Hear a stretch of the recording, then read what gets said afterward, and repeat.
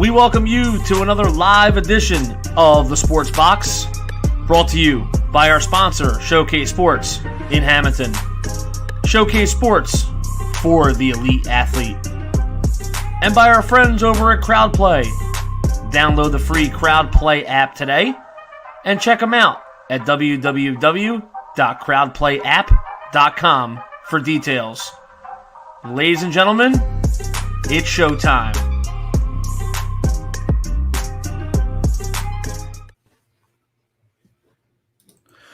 Hey everybody, welcome to Cage My IQ. I am your host, D-Bake. Joining with me as always, Miles Long from the Last Rec podcast. What's up? How's it going, Miles? I'm doing good. Got some jammy jams, got a cup of soup. It's a good day. Yeah, bouncing on the ball as always. Yeah. Can't beat that. We're trying something different today. We're going live on YouTube now instead of Twitter, giving it an old college try. So see how that goes. But today we are recapping UFC on ABC2, which was the main event, was Marvin Vettori against Kevin Holland. What did you think of the card in general? I mean, it was a pretty exciting card. We had a submission or two submissions, some pretty damn close calls in it for knockouts, and even the ones that went the distance they were good fights. Yeah, I caught some of the prelims. I was up late the day before, watching some fights and then hang out with some friends. So I didn't wake up right away because all of them started at like 11 o'clock in the morning for me. So right, here it was like 10:30. I think was when early prelims started. I was like, "What? Yeah, the fuck is happening?" Yeah, so I turned it on with like one. I caught like two or three of the prelims.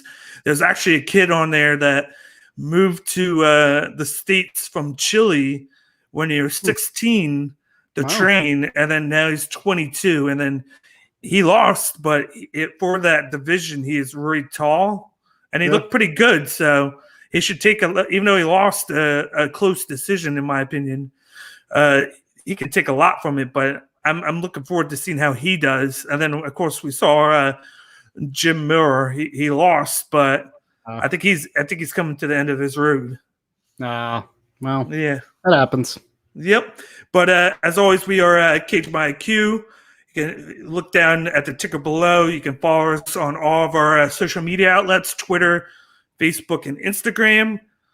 And then right now we are also live on Twitch at twitch.tv/CageMyIQ. So if you'd rather go on Twitch and watch, go on there now and subscribe or follow to the page. We'd appreciate that.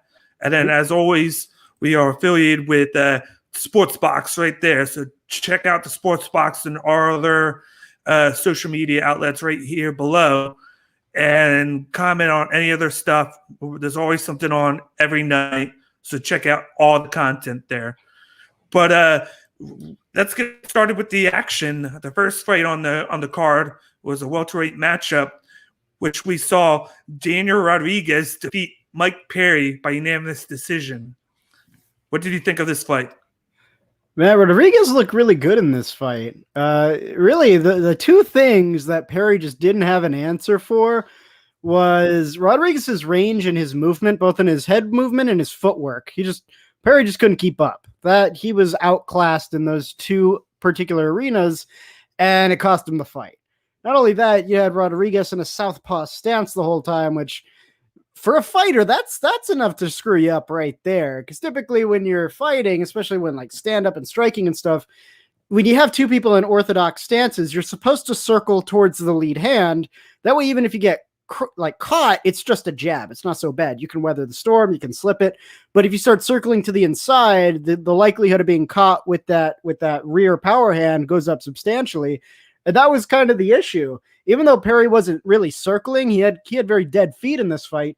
Rodriguez would use his footwork to kind of line himself up so that rear power hand was right in the middle of the gap of Perry's guard, and he just shot it right down the middle, kept catching him with it, and really tuned him up.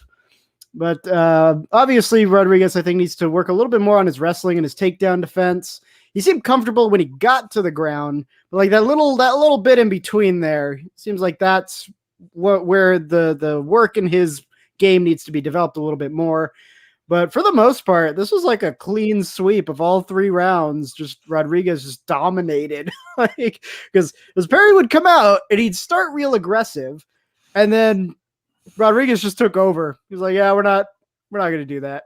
Yeah. And then Perry got that takedown in the second round, but it was kind of like a little too late, and then he didn't do anything with it really.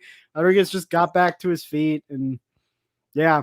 By the time the third round rolled around, Perry was dead on his feet. He was too tired, and Rodriguez just picked him apart. But as far as the future for these 2 fighters, Rodriguez, I think, could be a contender in that division. They're welterweights, so I mean, he's got a ways to grow. I think he's still missing some key experience, especially in the welterweights, which are really, really heavy with wrestlers. Like you got, obviously, you got Usman, very decorated wrestler. You've got Kobe Covington, very decorated wrestler. If I'm not mistaken, that's also where you've got, where's my cursor there? Yeah, you've also got Stephen Thompson, decorated Leon Edwards. wrestler, Leon Edwards. Yeah, same story. So if he wants to compete at like, the top 5 level, he's gonna have to worry. Even at the top 10 level, he's got some work to do. But I think if he does a few more of these like unranked fights, kind of racks up some experience, then I think he's got a real shot at the bottom 15. Maybe like I don't know, Jamal Hall, Paul Craig. Paul Craig would be a challenge because of his wrestling and his jiu-jitsu background. But I mean, if he can keep it on the feet, I think Rodriguez could pick him apart. But I don't know. He's booked right now with Jermichael Hill. Oh. That I think 11-12 matchup. Oh, interesting. So, which is going to be nice. But I got a Drunk Savage chiming in. Thanks for tuning in. Sup, Cage. Mike, I used to be great, Perry. Big sad. Big sad. I didn't even have the volume up that loud on my TV, and those shots sounded so loud from Rodriguez. I know Mike Perry used to be good. Like he had the best thing coming into it. Coming into the UFC, he was a boxer, and he was able to come in and do some damage. But then he hasn't really adapted to the MMA style. Like he started to pick up like the takedowns, but he doesn't seem to mesh well. Both things, like the striking and then the grappling, he doesn't mesh it well. And then I feel like he puts a lot of thought into trying to knock a guy out, and then when it doesn't happen, he tires out. We got Garth chiming in from Sportsbox. Hey guys, how's it going? Thanks for tuning in, Garth. We're going good. Just recapping Saturday's card, but what I thought going into this, which he actually used, was if Daniel Rodriguez could stay a distance away and kind of use the distance game and just strike here and there with his legs and his feet, he'd be perfect. He'd be fine. That's what he did. He didn't get too close. Every now and then he'd strike him with a combo. Then he mixed some kicks into it. But it seemed like his shots later on kept on getting powerful and harder. And then he was just doing so much damage to Mike Perry. Mike Perry went for that takedown, I think, round 2, only because he needed to. He had nothing else to do. So desperate. Like he landed some shots. Like at one point, Rodriguez was a little wobbly, but then like he got hit like bad, like twice in their first and second round, and he was wobbly. Like I felt like every minute.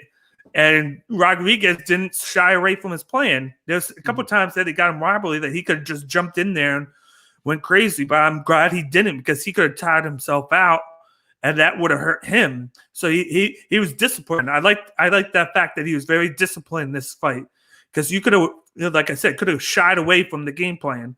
He stayed disciplined. He did what he needed to do. He really didn't take that much damage. He took a little bit, but not too much.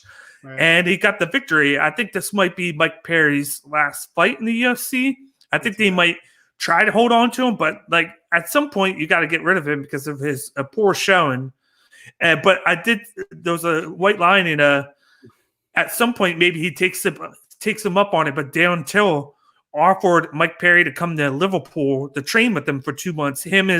Mike Perry and his family he said he'll give him a place to stay and he can train there. He can train there. Maybe he said maybe he can learn from Perry and Perry can learn from him. Pick up the skills that he's obviously missing because he's missing a lot.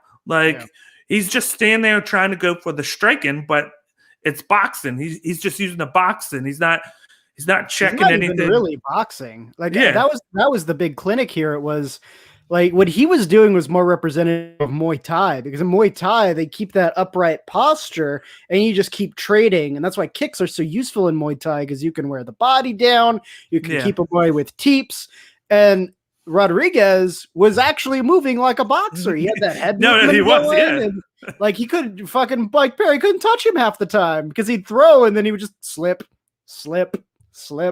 So dodge, even his boxing really wasn't even boxing. It missed some of the most important components of boxing. It was just him standing there getting punched in the face.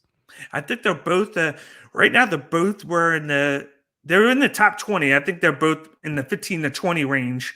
Okay. I believe. I think Rodriguez has only fought, I think, 3 times in the UFC, 3 or 4 times. 5. I thought he had 4 wins, 1 loss. Yeah. Maybe, but I know they were in the 15 to 20 range, so I can only assume that I know Perry was ahead of him at the time, but they obviously are going to swap. So I'd be interested. Interestingly enough, Rodriguez is placed right near Shime.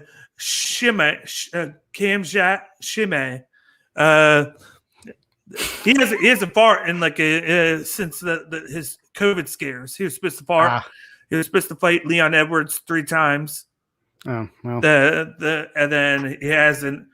But I'd be interested to see if they try and book that, because he was supposed to fight Neil Magny, but then Magny is now scheduled to fight Jeff Neal in June, I believe. May or June. Interesting. Okay. So Chimev is he doesn't have a fight right now, and he wants to fight in June or July, which would be perfect timing for Rodriguez.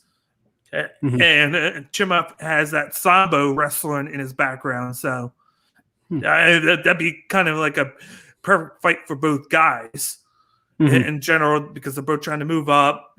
Yeah. They're going to both need fights. A lot of the top 10 is basically booked already. I think the only 2 guys that aren't are Colby Covington and Vicente Luque. It's a pretty stacked division. There's a lot going on in the welterweights right now. Jesus. But I just want to see. I like that. I like to see all this action and get it booked. I don't want to see guys just sitting for a while. Covington's been sitting for since October. I think before he fought, Edwards was sitting for 18 months. Part of that's because of COVID. But I want to see these guys active. I want to see them fighting. And now that there's the live crowds, I think that you're going to see more of that continue, because you're going to get the UFC is going to get that gate now where they're going to get a lot of money back from the attendance crowd, which that starts next week. But moving on from this, I'm going to move on to the second fight. We could talk about that one all day. We had a strawweight matchup, which we saw Mackenzie Dern defeat Nina Nunez by first-round submission. You wonder there why it says Nina Nunez is this week she decided she wanted to be called by Nunez instead of Ansaroff, because she has the baby with Amanda Nunez, and they're basically married. But what did you take from this fight? I mean, kind of with the way you would expect given the circumstances.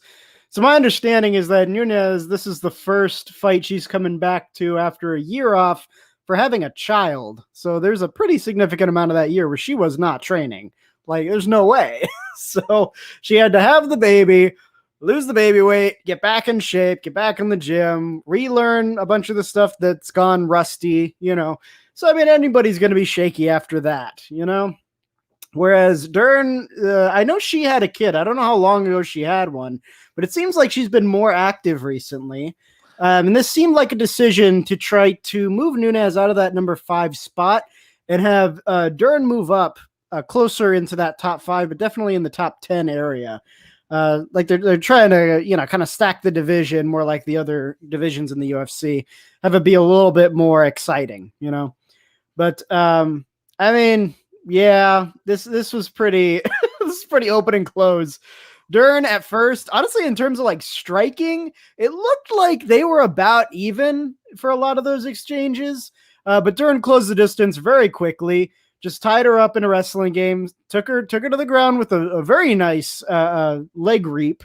And then, yeah, she had a very technical ground game. I really enjoyed it. I made a note of how that ground game went. She started in front guard. And so then she kind of backed out a little bit and tried to go for a pass into side control, but she was immediately blocked. Nunes was good on her defense. But then she passed over into half guard anyway, just kind of stepped over that far leg. And then she faked, and instead of going to side control, she slipped and just kind of moved her knee over and slipped right into mount. And then from there, she just set up an armbar, well defended by Nunes, but, she just kind of worked her until finally she got that arm free and finished. Although I think Nunes spent a lot of time in that position where she was trying to defend the armbar, trying to use her legs to defend, which she should have been trying to, like, as soon as the leg thing didn't work, hip switch and then try to move and force your way into a front guard. So at least you're not being armbarred anymore, But, Dern's very good on the ground. She's got an excellent jiu-jitsu background. It really showed in this fight. And, it's exciting to see her move up in the division. I'm not sure if Nunes is on her way out of the fight game because, she's a new mom now, and having both parents as active fighters is going to be a very demanding on their time, right? So I imagine maybe she's thinking of retiring, letting Amanda Nunes keep going, and she just kind of looks after the baby. Because in this new UFC, fighters have to be ready almost all the time. You never know when you're going to get thrown a fight. And if you really want to stay competitive, you just got to be constantly training and constantly improving. As far as Dern goes, I think she earned that top 5 spot. I don't know if they'll do like a flip-flop and put her in the number 5 spot, but, I think she deserves to be there. But she said she wants to challenge in the top 5. She wants to challenge up. But she might be waiting a while. She mentioned that Xiaoyan and Esparza, yeah, I said that right. They're booked. And then, of course, you've got the champion and Nima Junes, they're booked for 261. But is number 2 doing anything? The number 2 spot, that name that doesn't have enough vowels in it? Joanna Jacek. Yeah, the former champ up in the other division, and then she moved down, and she had that fight of the year with the Weili Zhang. Oh, gotcha. I mean, if she's not doing anything, maybe, but I don't know if Dern is ready for that. I don't know if she would. She'd be as successful there. She might have to challenge down. She might not have a choice. I'm wondering where they moved Dern, because Dern is 11, like you said, and then Nunes is 5. But yeah. It's like a kind of like the Leon Edwards thing. It's like they didn't move her up or down because she hasn't fought in a while, because they both had babies. But I feel like Nunes was definitely rusty because she hasn't fought in like a year or two, whereas Dern was fighting, and then she didn't. She came back sooner than Nunes did. Like I think she had her baby in late 2020. Yeah, it took that time off, and then this allowed her enough time to come back and then start training like a 4 or 3 months. I could see her fighting like a Marina Rodriguez or like a Tessa Torres, something like that, where I don't think she'll move all the way up to 5. I think she can move up to like 7 or 8, and then have Nunes fall down to like 11. Yeah. To that 10, 11 range, because that'd be perfect. Because she lost, but then she hasn't fought in a while, so we kind of expected her to lose. We didn't expect her to show like a big showing coming in. I thought she was going to come in. I thought she might have come in and then maybe sneak out a submission because she's known for that, but she just got outclassed, and you could tell. And I thought it was shocking that she got submitted. I thought she was gonna, if she lost, she would have gotten knocking out instead of being submitted. But that was the nice thing to see from Mackenzie Dern is the submission game, because I usually see the opposite from her. So I feel like in that time she was out, she might have worked on that in that 3 months leading up to this. And that's a good thing to have in that division where you got those killers in there at the top with the Weili Zhang, Rose Namajunas, Double J, and then Yan Xenon. Well, that's her name. That's what I call her, Double J. I cannot pronounce that last name. What the fuck is that? There's only 2 E's. There needs to be like an I or maybe a couple of A's. What even is it's that? Joanna Jacek. How do you get that? What? There's an R and a Z in there. How do you get to that?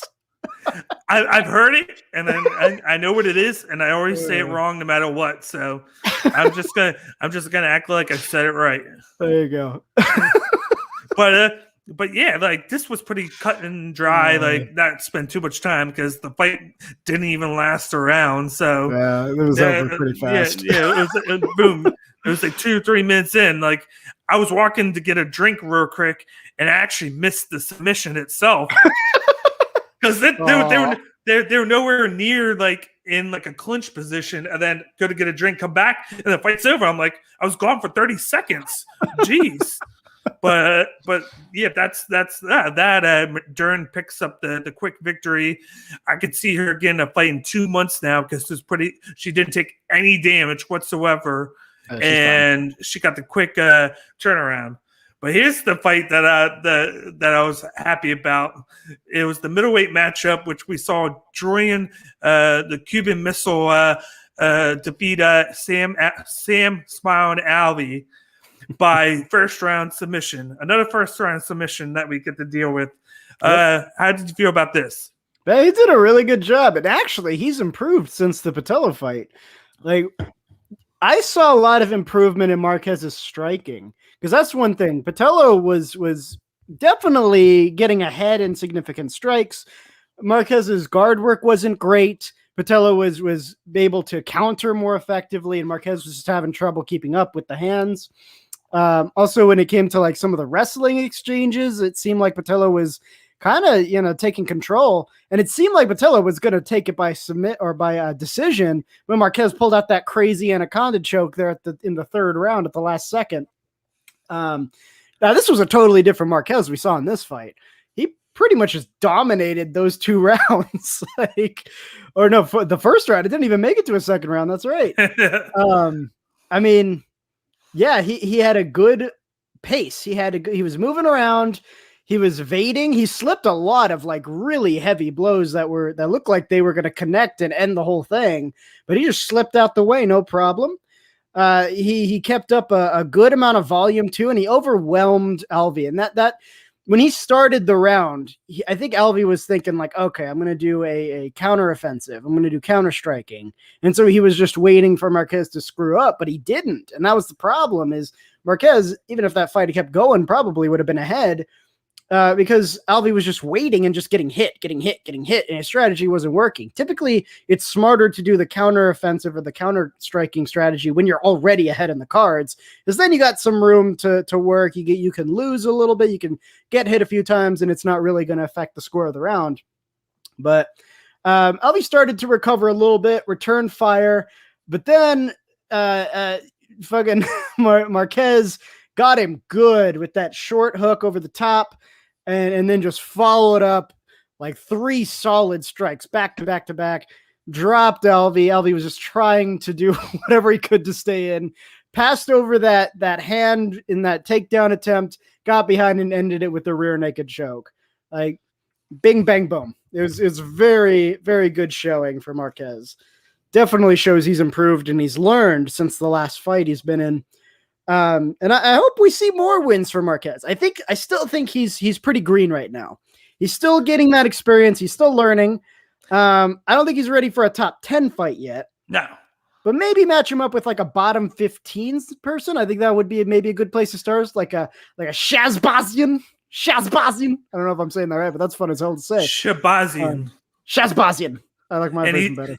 And he's booked right now.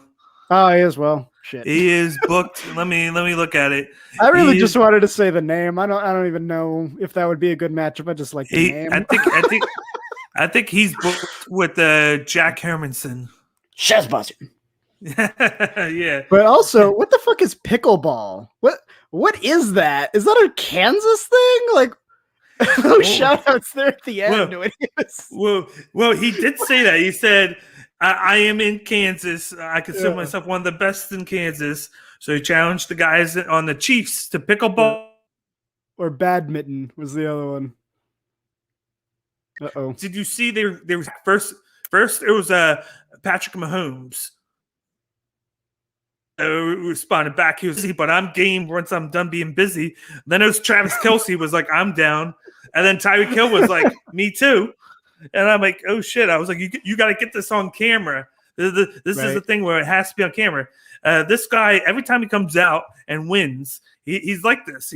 First, it was the Miley Cyrus thing, and now this. Yeah. Like, I just want to watch him win so I can see what outlandish thing he calls out next. But it was, like you said, this was good. Like, he had that fight before his injury. He got a win. Then he was out for 2 years. He snuck out that submission against Potolo, but then he comes in and his striking looked more polished. He took his time, and then even the grappling with this Sam Alvey is a tough guy, and for you to choke him out the way you did. Like, he didn't even have the choke in all the way. He had it in wrong. It's just that he kept on, like he said, he kept on squeezing until he popped the guy's head off. Like, that was his saying. And until he had to, he didn't really tap out. The ref just called it because he was like, oh no, he went unconscious. He knocked out. They had to pick him up off of the freaking ring. Because Sam Alvey's the guy that he's not going to tap out to that. He's going to be too stubborn to tap out to it. And then he was fighting out of it. Like, he was getting his ass beat. But I give props to Sam Alvey for still fighting back to try and do that. I'm glad he lost because I didn't feel like having him call me out, because I believe I showed you that he messaged me back on Facebook on the thing I posted, my preview, where I said that he had his... Was that what that was about? I was trying to look for it on Twitter. I didn't find it. I was like, I don't know what the hell that is.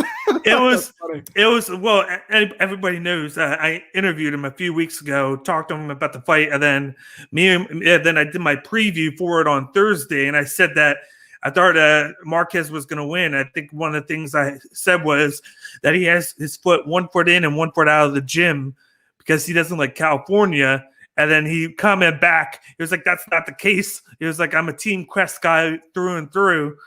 He was like, I'm going to pick up this W. And I was like, great. I just pissed this guy off. I gave him some ammunition. So if he wins, he's going to call me out now. And you're going to hear the Cage My IQ podcast on live TV, which isn't bad. But and then I messaged her back. And I was like, I meant like, you hate the state. You want to move to Tennessee. And then he liked that. So I guess I softened the blow a little bit. But then he lost it. So he lost anyway. So I didn't have to worry about the post-fight interview, because that went to Marquez with pickleball. What the fuck is pickleball? What even is that? Is that a Kansas City thing? What? I'm gonna Google that. What the hell is pickleball? Pickleball. But I'm looking at the rankings, and neither guys was in the top 15 anyway. I think they're both in. I think Alvey was between 20-25, and then because he hasn't fought that much, I think Marquez was in the same range now. So I think he's going to move into like the inside the top 20 now, which I could see him fighting like a guy like, even though he's booked, like a guy like Sean Strickland, guy like that, like at the 15 spot. Like I think it's time for him to take another step. Like, he fought Patullo, won. He barely won, but then he fought Alvey and looked good. It wasn't like he just like last fight. He got better. with the striking and then just overall thing. I think this is a guy that if he keeps on doing this, he gets a little bit better. Now that he's on a roll now, he's fought twice in the past 2 months. And like if he takes another fight in like June, that would be perfect. He takes the fight, wins it. Then you can see him in the top 15. He has that 3-fight win streak. He has that motivation. He'll have that confidence on his back that like he could be a force if he keeps doing good. Mm-hmm. I got my boy Nicky joining in. What's up, bud? What's up? Come to say hello, brother. This guy's awesome. You can check him out on Pub Sports Radio. They do a lot of stuff with sports, like getting you ready for the DraftKings and FanDuel and whatnot. They do basketball, baseball, hockey, MMA. That's what Nick does. He does a lot of MMA. I was on Just My 2 Cents podcast with him a couple times. He's a great mind in MMA, and definitely check him out, Boston Nick MMA, and check him out at Pub Sports Radio. Subscribe to their YouTube page. You won't regret it. But for those of you who are curious, pickleball is actually a combination of badminton, table tennis, and tennis. Like you play it on a tennis court with ping pong paddles and a wiffle ball. Learn something new every day. There you go. But let's move on to the co-main event, since we had the second and third fight. Well, only 1 round, so it was pretty easy to get through those. Yeah. We had a men's featherweight matchup where we saw Arnold Allen defeat Sodiq Yusuff by unanimous decision. What did you take in this fight? Man, this was a good showing from both fighters. Actually, I thought it was pretty close. Now, I thought round 1 pretty definitively went to Allen. Yusuff started off strong, but then Allen found his rhythm about halfway through, and then he just steadily took over after that first takedown, tuned him up a little bit more, got a second takedown in there, pretty much secured the round.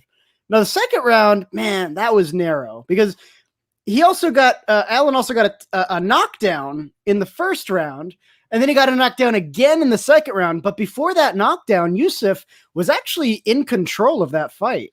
Like in most of those exchanges, Yusuff was getting out ahead, and he was forcing Allen to take the defensive and stick in the outside circle of the octagon. So he was making Allen problem solve a lot on the standing game, but then Allen hurt him really bad with that head kick, and it looked like that it was going to be over right there.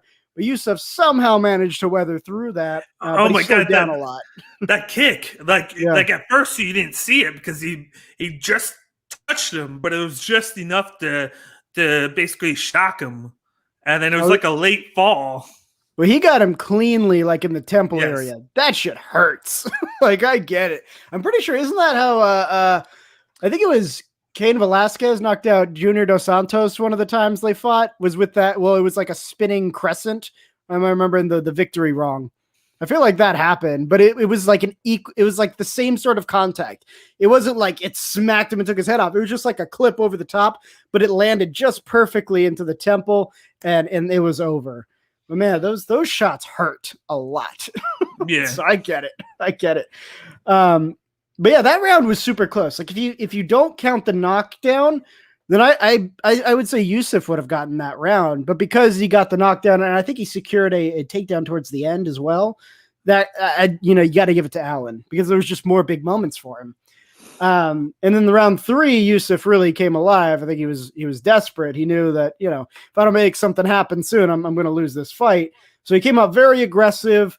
Allen did a good job of taking the fight into a wrestling situation to kind of regain some of that striking stamina, but he was gassing out. Even when he forced these wrestling situations, Yusuff would still take control, even in those wrestling exchanges. But by that time, it was too little too late. But yeah, it was pretty much 2 rounds to 1. Exactly. It was about what I thought it would be. Kind of as I was watching the fight, I was like tallying it in my head, and the judge's scorecard matched with what I thought it would. So I was like, well, that second round though is a little. It could, without that knockdown, man, that could have been a Yusuff victory easily. But as far as where I want these guys to go, I don't know, because Allen was saying he wanted a top 5 call out, but he's like, I didn't get a finish or whatever. But I don't know. I could see him against like a Dan Ige, maybe a Korean Zombie matchup at the most. Well, you see, that's already booked now. Korean Zombie versus Dan Ige.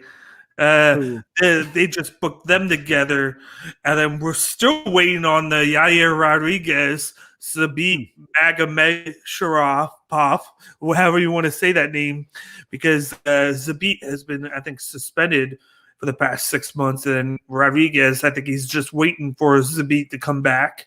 But then, like both guys are 10 and 10, ranked 10 and 11. Allen was 10, so. There's not going to be a lot of movement on that. It's not going to be a lot of movement. What I saw for this fight is Sadiq definitely had him in the volume category. I thought he could have easily taken this fight 3 rounds to none, but the difference in this fight was when Allen hit him, it mattered. It was he had the significant strikes. Like you could have taken out the takedown and he would have still won the 2 rounds that he did.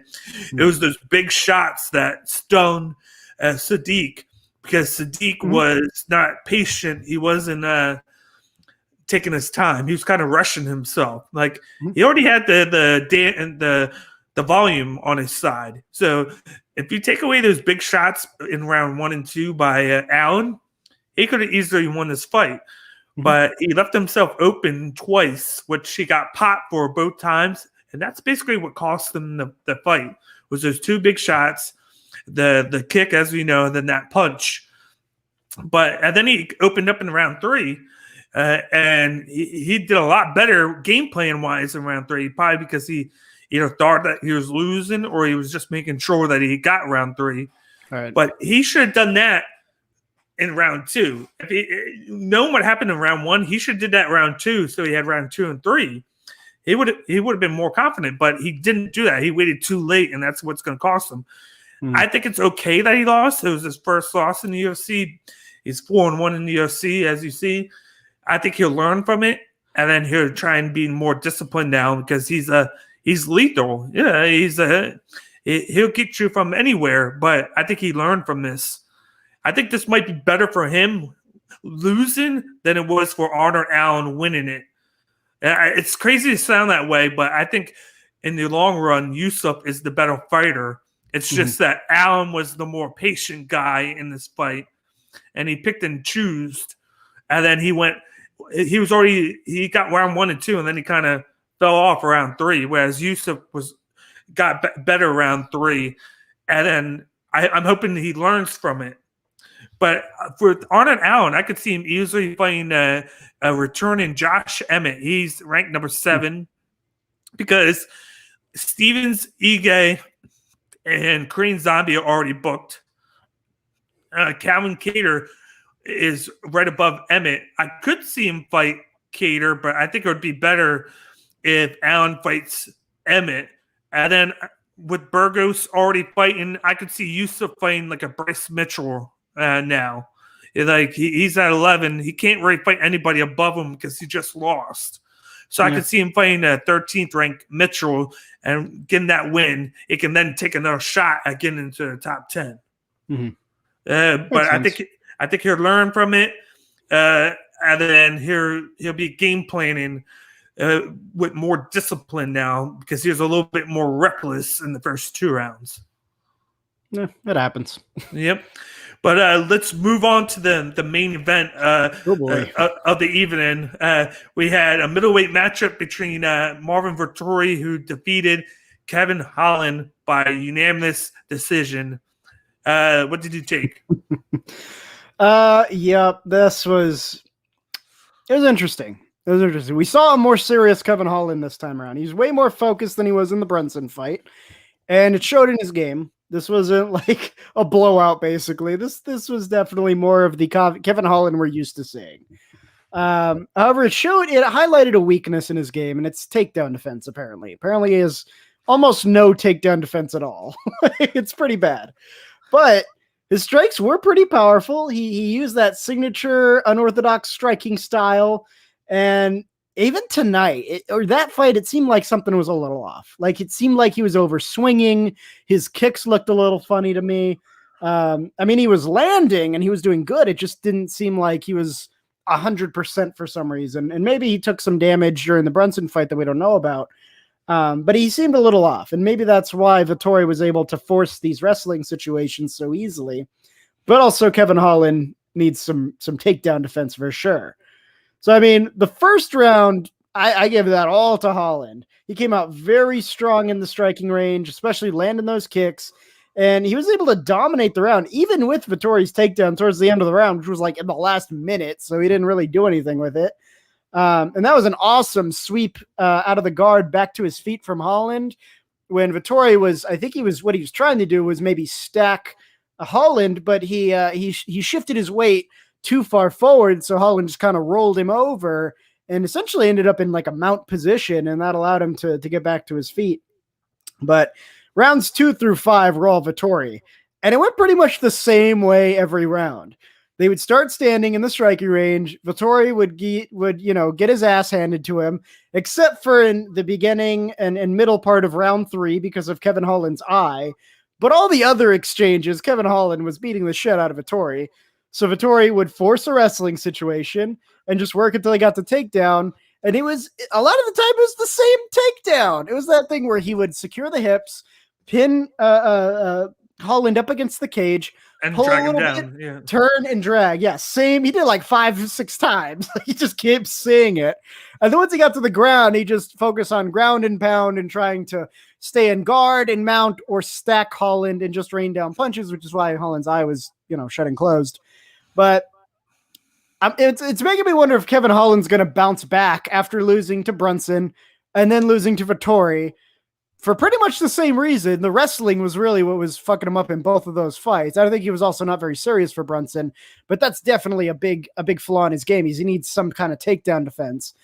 So I don't think there's going to be too much movement because, again, Holland was already below Vettori anyway, so they're probably not going to do too much ranking-wise. They might drop him down a few spots and make him work his way back into the top 10, in which case I could maybe see him fighting like a Uriah Hall or whoever takes the top 10 spot, maybe to try to earn his way back into good graces. Maybe Chris Weidman at the most. I didn't think he's like number 7 or number 8, I believe, in that division. Weidman's number 11. Number 11. My bad. He's right below Holland, and then he's fighting Uriah Hall, who's ranked right above Holland. So I think he's probably going to lose that top 10 spot, though. I think that's probably going to go to Weidman once the rankings change up. Because he's has 2 losses now. And then Shabazian is 12, who's fighting Hermanson. So he could essentially keep it as long as Hermanson and Hall win and beat Weidman and Shabazian. Yeah. So he could essentially keep it. Yeah, but just like you said, he was definitely more serious going into this. He had the striking. I actually had him lose all 5 rounds because he did have like the first half of round 1, but I felt like the second half was all Vettori, and then right after the ball kick where he got kicked in the balls. That was funny. Yeah, the best part was when he went to walk away, he stomps on the ground twice. Like bam bam. Yeah. I felt like he was going bam bam, and then he got pissed. And then, it looked like he only got like 1 ball too. Like it wasn't even like both. He just got the one. He's like, oh, that's the worst one. He grouped himself, and then that must have triggered him. Oh, I got to wrestle him. So then he took him down. I think he had 2 minutes of control time because they said like he had at least 2 or 3 minutes of control time in each round. And then I felt like he did damage on there. So I gave him that just because of the takedown, because I felt like Holland had more damage, like strikes by like 4 or 5 shots, but then the takedown amounted to almost like half the round.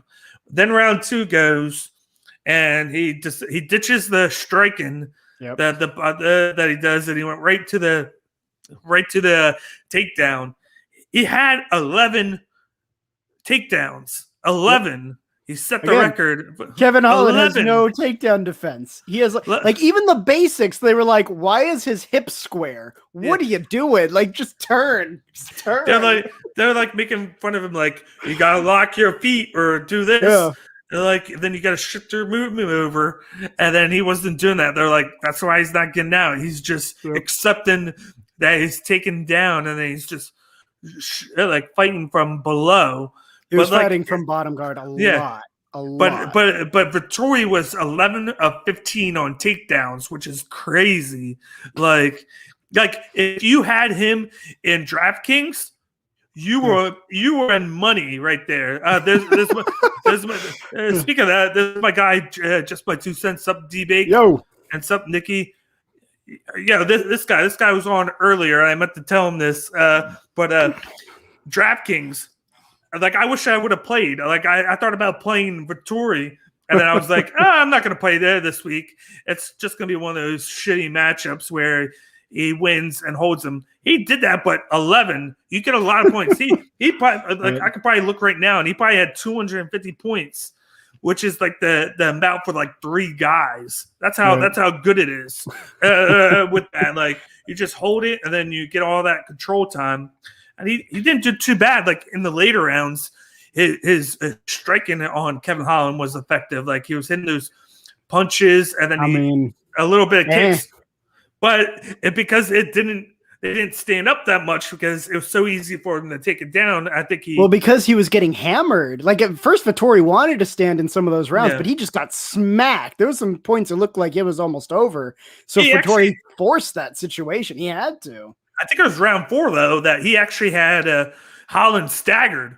Well, it was round 3. It was because of his eye. His eye was swelling up almost shut, and he kept hammering on that side, and Holland was like, fuck, I gotta. But after that, it was like it was beginning and midpoint of round 3, that finishing exchange of round 3 into round 4 and round 5, that was all Holland all day. He was just smacking Vettori, which, again, because of his performance there, I don't think he deserves a title shot.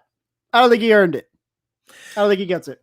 I think he does, just for the fact that it'll make money because Adesanya beat him controversially in their first fight. It wasn't that controversial. He beat the shit out of him. No. I rewatched the fight. It looked pretty one-sided from what I was watching.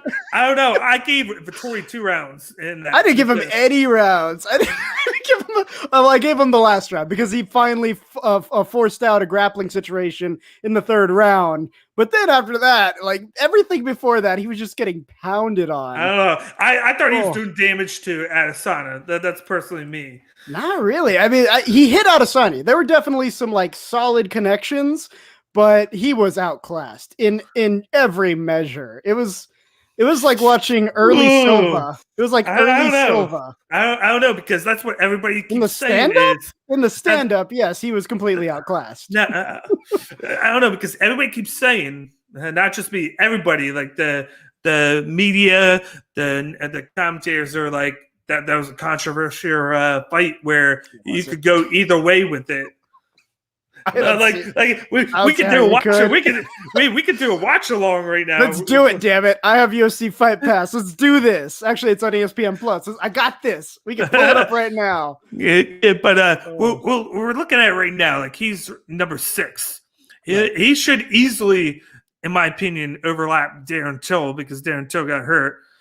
I think it's crazy that Derek Brunson's number 4 just because he beat Kevin Holland. If this guy moves from 7 to 4 because of that, how do you not move up Vettori? When I thought what Vettori did was better because Holland had a blueprint. Well, they both had a blueprint because of the Brunson one. But the fact that Brunson did it to him and then Holland knew that was coming and still had it done to him, but 11 times instead of the 4 times that Brunson did it like 4 times, and then he was just content laying on him. He was just content. He didn't do any striking damage, not anything to Holland. All the damage was just the takedowns. Whereas Vettori was taking damage from Holland, and then he gave some back to Holland, but then he had 11 takedowns. It's like just it was just, I think it was overkill. I was just like, after number 5 or 6, they should have just been like, here you go, Vettori, you won. We just don't want to see any more of it. Vettori did improve a lot in his gas tank, because when I watched the Adesanya fight, that was a 3-round fight, and by round 3, he was dead.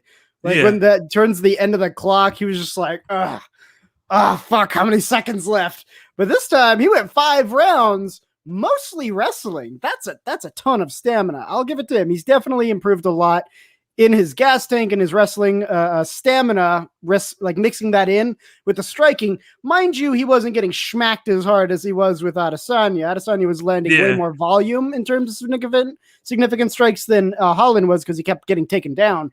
But the other reason I don't think he deserves a shot at Adesanya is because I didn't see anything that would indicate that this fight would go any differently than the last time. Because he tried to use that same strategy against Adesanya. He just got stuffed for 2.5 rounds, was forced to do a kickboxing match. And with Holland, if he had beat Holland with knockouts, or even just like shown that Holland was outclassed in the striking, that Holland presents a lot of the same sort of problems that Adesanya would present, outside of like the skill.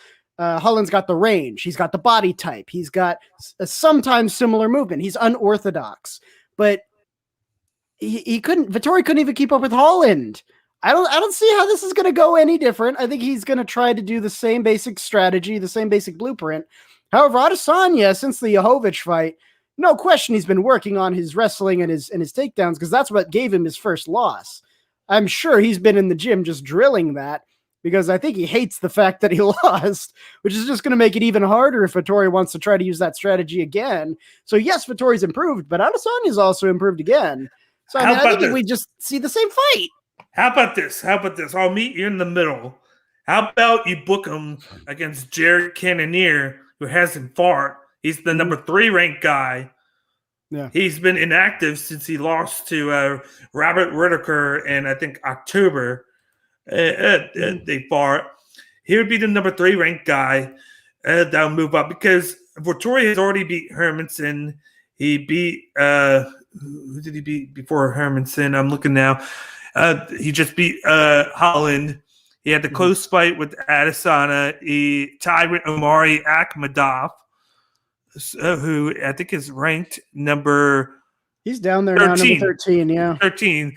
Yeah, and then he was supposed to fight Darren Till. I could see him refighting Darren Till. I like the fight against Darren Till. I thought would have been better for him, because I thought that would have gave him, had he won that, that would have gave him that shot, because he would have beat the guy in front of him. Mm-hmm. And everybody else is booked already, but Cannonier. Yeah.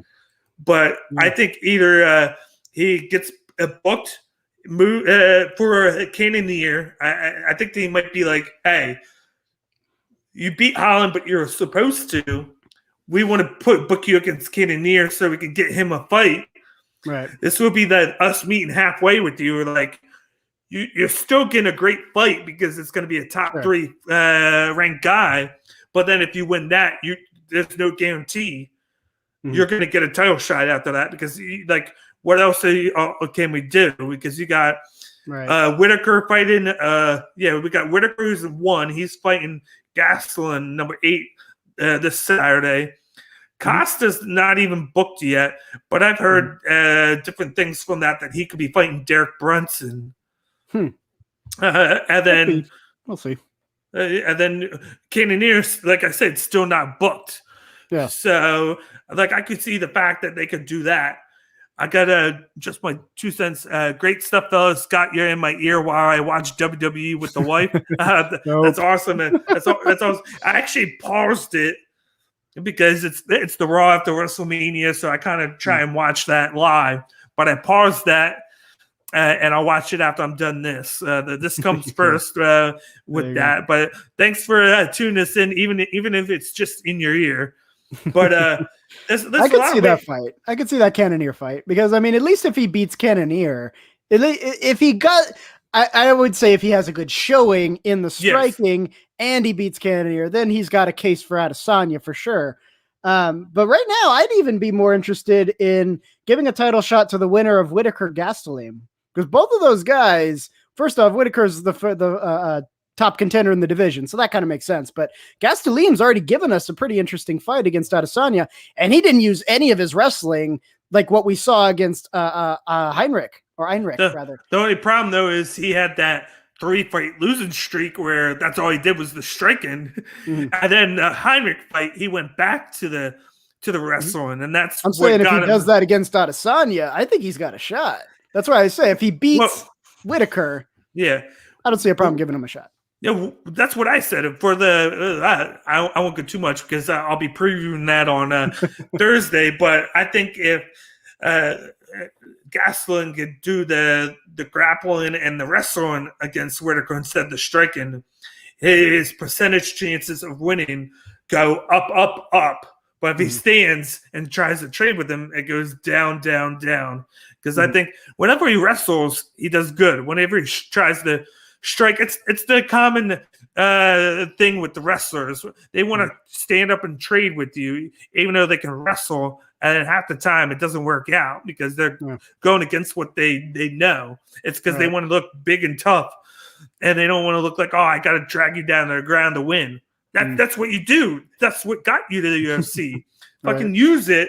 Don't go shy away from it. You were great when you were a wrestler, and then you start losing when you decide you want to be a striker all of a sudden, because that's not what you are. Like, it's good as like a secondary thing where you hit, shoot down, and take them down.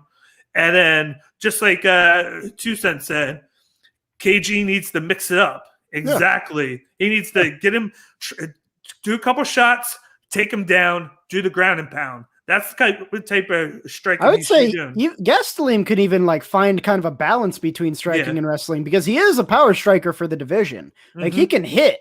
So, I mean, he can stand and trade. It's just when it comes to like the technical side of things, that's where he's usually outclassed by more sophisticated strikers. So if he found a balance between like finding a good rhythm in his striking, landing some significant strikes, forcing like a clinch or a wrestling position, working on him a little, and then kind of moving back and forth between those, and then taking him to the ground, get some ground control time, maybe some submission attempts, ground and pound when he feels like he wants to finish it. He could have a pretty formidable game if he, starts to kind of move between the skill sets, which, I mean, like I said, I think if he beats Whitaker, he's got a case for, fuck yeah, of course. I'm a genius. I'm just kidding. But I think if he beats Whitaker, he's got a case for another shot at Adesanya, because we didn't see any of that wrestling shit with Adesanya. If you were watching Gastelum for the first time when he fought Adesanya, you wouldn't think he was a wrestler at all, But then you saw the Heinrich fight, and you're like, oh snap, he can wrestle. Look at that guy. Especially with a guy like Whitaker now, like he just totally dominated Cannonier with the combinations. Like he was a guy that was pretty good, and then he won the belt, just outlasting guys, and then he got just completely destroyed by Adesanya in his home country, and then it came back, and I don't know what it was, but he was like, I regained my passion all of a sudden. And then now I'm going to take it serious. He came in, those combinations he was landing on Cannonier, which I picked Cannonier because I didn't know what to expect from Whitaker. I picked Whitaker for that fight. Yeah. Trust me, it did. And I feel like a dick for picking against him, because look at what he did in that fight. He was just laying those left, right hooks, and then he was mixing in those kicks in it. And I'm just like, I didn't see any of the takedowns or the grappling that I'm used to seeing with the Cannonier, because he's tall. He's tall for the division, and he used that to his advantage. Yeah. But Whitaker kept him at bay. But I don't think he would have that same luck with Gastelum, because Gastelum is a proven amateur wrestler where he can find ways to get into the clinch and then take him down. But I always have that feel that he's going to always go back to let me stand up and trade with this guy, because he's known for this. I want to beat him at his game instead of just let me use my game plan instead of beating him at his own game plan. It's like, that's where you lose. You try and makes me wonder how much of that is. Well, it makes me wonder how much of that is the coaching, because there was this interview I saw a long time ago. It was probably early 2000s. They brought on Eddie, that's right. It was Eddie Bravo talking to Joe Rogan, And he was talking about how like some of his jiu-jitsu students, or one jiu-jitsu student who was entering into the amateur MMA leagues. And again, primarily 10th Planet jiu-jitsu background, but he got this weirdo fucking Muay Thai coach who after like a month of training was like, you're Bangkok ready. And he was encouraging him to like go in there and try to stand with these guys and use Muay Thai, which he had like a month or two of experience in. And it's like, no. Whatever Eddie Bravo was saying is like, if I get a guy who does a lot of Muay Thai and he's trying to learn jiu-jitsu, it's like, use the Muay Thai, use that. You've got way more background in that. If you win, that buys us a little bit more time to work on your jiu-jitsu. Like that's how it should go. So I wonder if like Gastelum's coaches were just like blowing smoke up his ass, just be like, "Oh, you're such a powerful striker for the division. You can knock him out. You got this. Don't worry about the wrestling. You can always fall back onto that. Just knock him out, you know." But he definitely changed things up in the Heinrich fight, and I'm hoping he keeps doing that. Not to switch things up for a second, but you mentioned 10th Planet. It just so happened that the two guys I interviewed on Friday and Sunday are from 10th Planet. That's a big organization. Yeah, they've got it is. It's them, and then they're combined with the Randy Couture's gym. But I interviewed Thomas Burchak, who's fighting this Saturday. So that interview is going to be released on Friday. And then I interviewed Gary Mangat, who's in one championship. He's fighting the guy, I forget his name, and next month he lost the belt to Adriano Moraes, the guy that just knocked out Demetrius Johnson. Oh yeah, that's right. That's who the guy that Mangat's fighting is the guy who he beat Moraes in the first fight, and then Moraes beat him for the belt in his second fight. I don't know how that works, but that's what happened. So that's coming out May 5th. So definitely check those out when they get released. But back to what you're saying, yeah, I could see that, like the blowing smoke, because for some reason he went back to the normal game plan against Heinisch, and he looked dominant. Like he would just pick him up, take him down, ground and pound, and then he just kicked ass. That's all I was gonna say. It was the old Gastelum, and I'm like, this is the one Gastelum I want to see every fight. You can improve on your striking time from time, but this needs to be your mainstay. Is the grappling, takedown, and ground and pound, because you do your best. That's what got you to that fight against Adesanya, was that, not the stand up and trading. You did good with the standing up, but that's also what got you the 3 losses in a row. And then had you almost out the door. But then you saved yourself by winning against Heinisch. So you want to stick what works. Don't try and get new and crazy. Just stick to what works. Right. No, it's going to be a good showing either way, I think. Yep. I think it's going to be a good fight.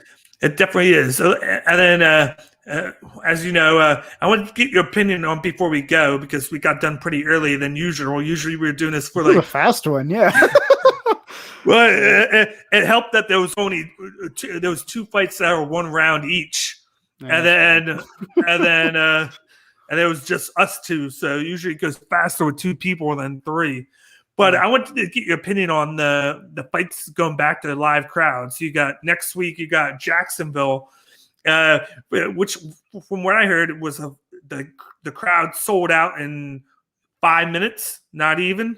The whole thing sold out in 5 minutes, and then they're coming to Houston. Yep. To the Toyota Center. An hour away from where I live, actually. Yeah, and that sold out pretty quickly. Right before that, we had him tuning in. At least threaten the takedown. Whitaker does bite on feints, fake the shot, and throw the heater.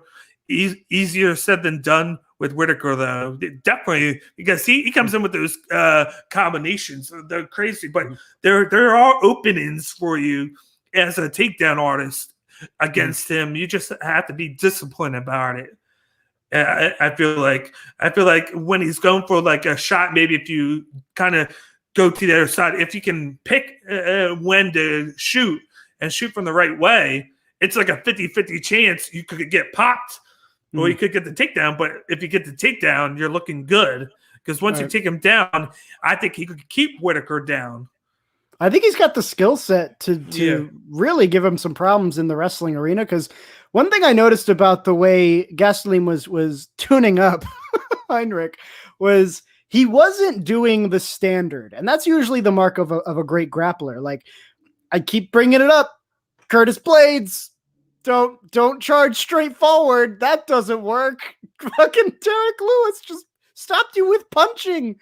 But so that's usually the way fighters think, is like your strikes, you throw a couple up top, make them think here, and then you drop down and you shoot. I mean, that's a 50-50 shot. Maybe they're fast enough to sprawl, or maybe they stop you with punching or whatever, or they're just not fast enough. It's a toss up. But what Gastelum did, he actually was doing what you're supposed to do, which wasn't coming for the takedown straight in. He was coming from angles. Like your chances of actually successfully taking someone down go up exponentially the further to the side you get. If you're like side by side and you're charging straight through, that guy's pretty much going down every time. Like, it's pretty hard to stop someone if they're like over here pushing all of their weight and momentum in that direction. You're like hopping on one foot.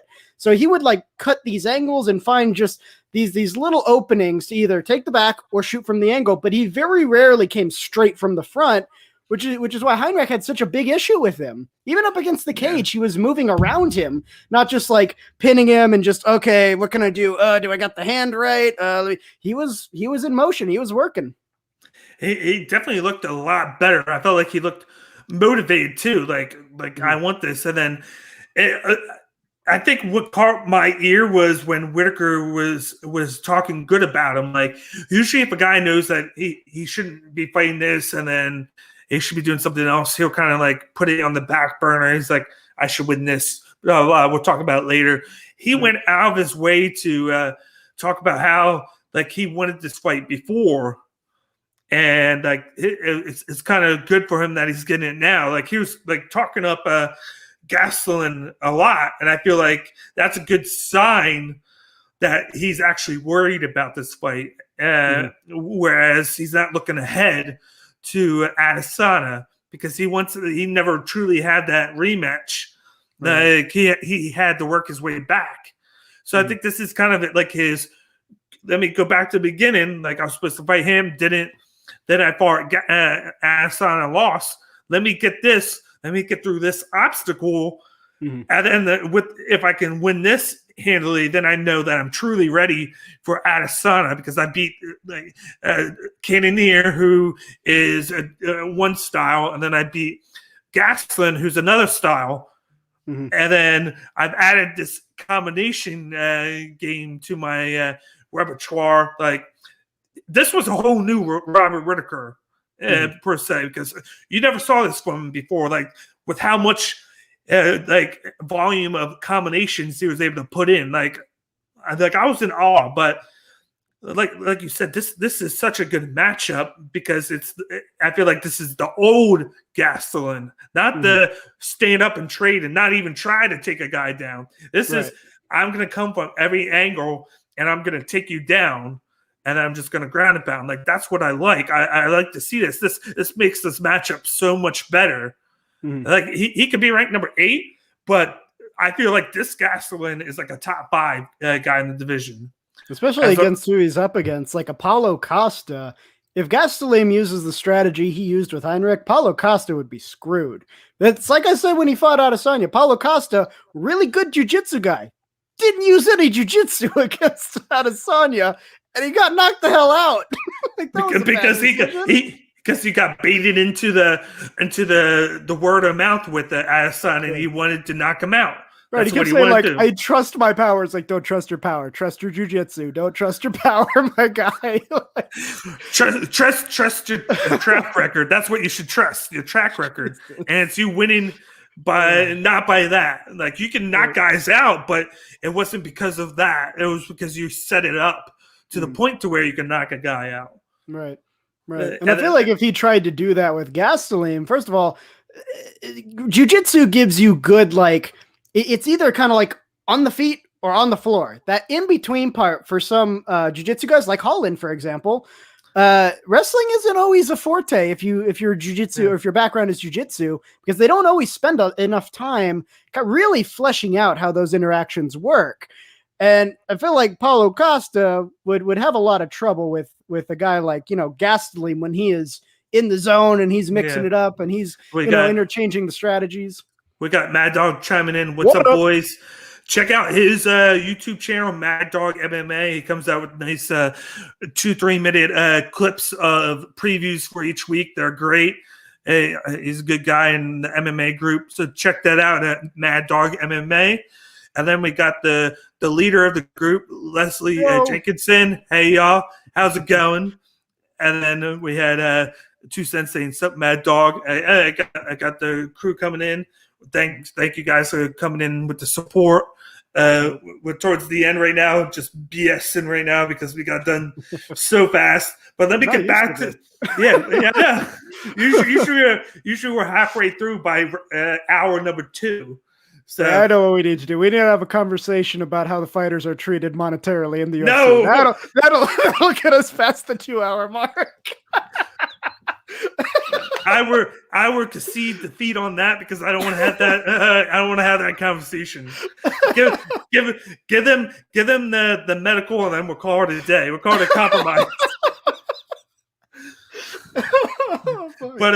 What do you think about the crowd being back now? For right now, Jacksonville, and then they're coming back for Houston. My quick opinion before I go into it a little bit more after you do yours is it's nice that they're doing it just now for the pay-per-views, that they're sticking to just that right now. I feel I like that idea. Right. Well, look, I get it that we all want to return to normalcy. Yes. Right? Nobody likes quarantine. Even people who take it seriously, like me. I wear a mask. I've been vaccinated. I got my first shot. I still wear a mask everywhere I go. Yeah. And I understand the desire to want to go back to full auditoriums. There's just a different energy when there's a crowd in the fight, versus just like that empty Apex building. You hear the schmacking. You hear them just wailing on each other. And then at the end of the round, there's no applause. They just kind of walk to their corners.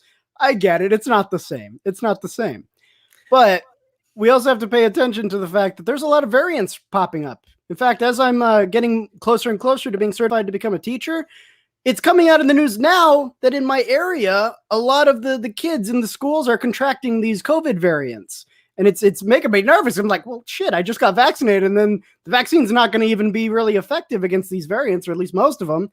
So there's a proper way to do it, I think. I'm not sure that they're going to do it that way because I know that Dana White really hasn't taken, COVID precautions seriously since the beginning. He constantly shows up without a mask. He hugs other fighters without a mask. He, sets a standard for the fighters and then just doesn't obey those same standards a lot of the time. So it makes me feel like that, these fights that are going to be in large stadiums with huge numbers of people, probably going to be something representing a super spreader event, unfortunately. How do you feel about the rule that they made where you have to show that you had both, like the only way you could go is if you've had both vaccinations? I mean, maybe it helps, but it's all about enforcement, right? And we've seen how some of those measures are enforced and how some of them are not. I'm hoping that they're going to be very strict on enforcement because that would help a lot. But even then, the vaccine is only good for the strain that it was designed against, not the variants that are more prevalent out there. So even if you have been vaccinated, there's still a pretty decent chance that those variants are going to spread. And they're spreading quickly. They're already here in my area in the school districts. The kids are contracting them, which is transitioning into the homes because when they go home, they interact with their parents and their sisters and shit. So, I mean, it just takes a third of those people, maybe even less, to show up with one of those variants, even after they've been vaccinated, and you got yourself an issue. The one thing I think about this is at some point they do have to try, not just in MMA and just in general, they kind of have to try this where you have to up the ante a little bit and up the ante because you can't just, I'm not going to say live in fear, but you got to keep go here to get yourself to that point to where it's normal. I think at least the fact that as long as they enforce the fact that you got to have both your shots and they enforce it, I feel like that's good. Like if they weren't enforcing that, I wouldn't be happy with it. I don't think that would be the wrong idea. But the fact that they came out right away and said we're going to have a live crowd, we want to get back to normal, but there are restrictions to it. You have to have both shots. You have to come in and show us you have both shots. So I can only assume that security is going to be tight because the security comes from the UFC, but it's the venue's liability.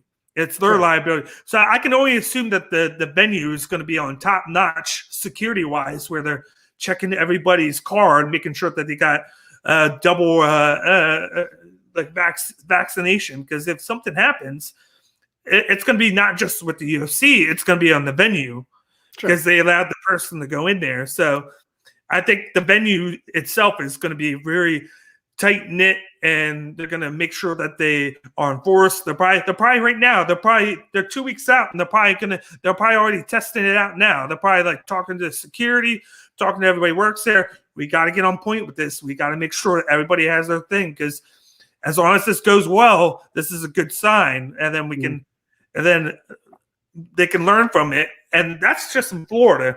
Then you got Houston in a couple of weeks. I know you got Texas, which is they're living like they're like it's its own country right now, because you got people not caring about the virus down there. They're living like it's a normal day right now. Like the vaccination's a thing of the past.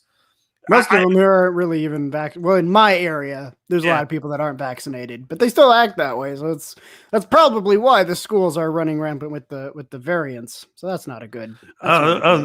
That's interesting. There was fine print on the tickets that they weren't going to be held liable. People know the risk. So I guess you can't hold the venue liable, or the UFC. I guess if it's like a release of liability. Yeah. So I can only imagine that.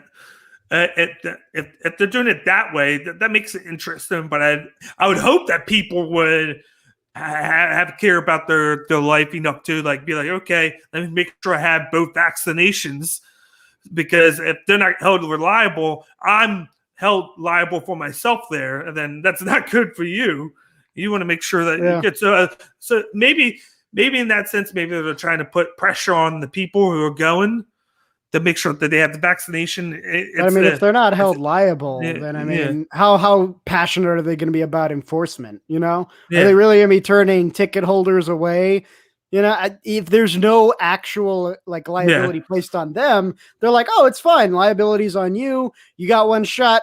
Fuck it. You paid for the ticket. You know what I mean? That's what I'm worried about. I think they'll still check them. Maybe they won't be crazy. They're just checked. They're like, okay, you got your vaccinations here. Boom. Yeah. But I hope things go well. We'll see next week in Jacksonville. You'll kind of get a nice like a check of it. Maybe it's next Saturday. So by that Tuesday or Wednesday, you'll probably have a clear cut idea of how it went, and afterwards, to see the aftermath, and then see the media in Florida and whatnot and what they say. I'm hoping it's a good move in the right direction. We got Mad Dog first. He said, exactly, Miles. And then, but I'm all for this event happening with a live crowd. And then you got 2 cents, 100%, and fingers crossed. That's all we can hope for, is that for the best. It's crazy that we're to this point. It's almost it's a year and a month into this, and we're just starting to get we have the binoculars, and we're starting to see land. We're in the sea right now, and we're looking at land. Hopefully we can get to land soon, to where we can find normalcy again, and we're not stranded at sea, not seeing people working from a distance. But it's going to take everybody's effort to get it back to that. It was bad for a while, but I feel like maybe we're over that hump, and we're on the way down. It's just we need to keep it. The thing about it is things like COVID are seasonal. So, we got past the first hump, but there's another hump coming. And it's already kind of here with the variants. But once you get into the winter months, then that just makes it worse. Yeah. And we're still beating India in cases and deaths. How does that work? India, they don't even in all parts of the country don't necessarily successfully separate like poo water from drinking water. And they're beating us even with like sanitation issues, overcrowding issues. They're still beating us in cases and deaths.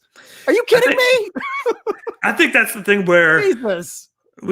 Everybody just needs to get that shot. It's kind of like the flu where you just get the shot and then you make it becomes a yearly thing where they give you the shot at that point. Yeah. At the doctor, like the flu, like you're going to have people that aren't going to want to take it. There's like the flu. There's nothing we can do about it, but at least if it, like you said, I think I talked to my buddy. He said like probably around 80% of the country is going to have the vaccination at some point. So if you get to that point, that's the best case scenario because you can't expect everybody to want to take it because of their beliefs or whatnot. At least if we could get to that point, it'll get to the point where we could get to normal. Then you have the people here and there that are going to get it no matter what because they want to be stubborn enough not to take the vaccination. Sure. And then they're going to get it just like the flu, the measles, the pox, anything, the bumps, anything. Right. It's unfortunately, I think the good news is I think the vaccine we have now seems viable. It doesn't seem to have horrible side effects. It seems to be largely successful. So we have a workable vaccine. So now that there are variants, there's going to be some time where we have to basically produce vaccines that can address more of these variants. But once we get past that, if we can get past that critical mass to where now everybody's vaccinated, that creates herd immunity, we can finally return to normal. And then this won't even be an issue. We'll do the live events. It's fine. It's fine after that. It's just getting there, So. And Mad Dog said, I'll fucking rear naked choke COVID-19. Do it like Julian Marquez to Sam Alvey. Just pop his head off. Make it so that the COVID doesn't tap. And then challenge it to pickleball. Pickleball. Yeah, challenge the mumps. The pickleball. Pickleball. I don't even know that's a fucking thing. But that was our medical minute right there. There you go. But right before we get going, we're at the real quick. I don't know if you saw it. Did you see that thing with Justin Poirier and McGregor? Oh my god. I was trying to skate away from talking about it. I saw it when I was on the toilet the other day, and I was like, "Huh, that's a thing." I don't even know. It literally, I think, just came out this morning, and I have no idea what the fuck's going on, where that started from. So apparently, from what I understand, what happened was going into the Poirier-McGregor fight, they had like a gentleman's agreement that I think if Poirier won, McGregor agreed to donate something like $500,000 to a foundation he set up. And it's supposed to build a school or build infrastructure for families in Uganda or something. And when people were talking about the McGregor Poirier 2 fight coming up in I think like July, or I guess is this 3? I can't even keep track. 3, yeah, okay, there you go. McGregor was kind of doing what he does with the marketing, and he kind of issued his prediction for the fight. He's like, I'm gonna beat Poirier this time. And Poirier is like, oh, interesting prediction. You never gave me my $500,000, you dick. Why? Here's the thing I just thought of. Wasn't Poirier supposed to donate to McGregor's which charity?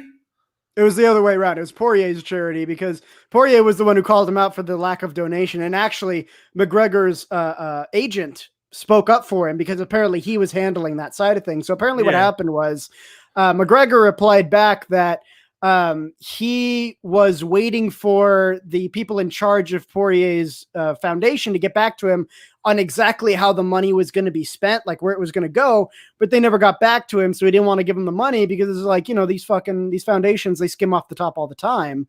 Yeah. So that's what he was worried about. That's why he hadn't sent it in yet. And that's what his agent said too. Okay. Yeah, but I read that, and then I read that something about how they couldn't find it in the registry or something like that, in the charity registry where you find out all charities. They said something about they couldn't find it. It wasn't popping up active. And that was part of the reason. what McGregor's agent said was like he sent over an email asking the people in charge of like the funding or the accounting or whatever, like, I want a breakdown of where this money's going to be spent.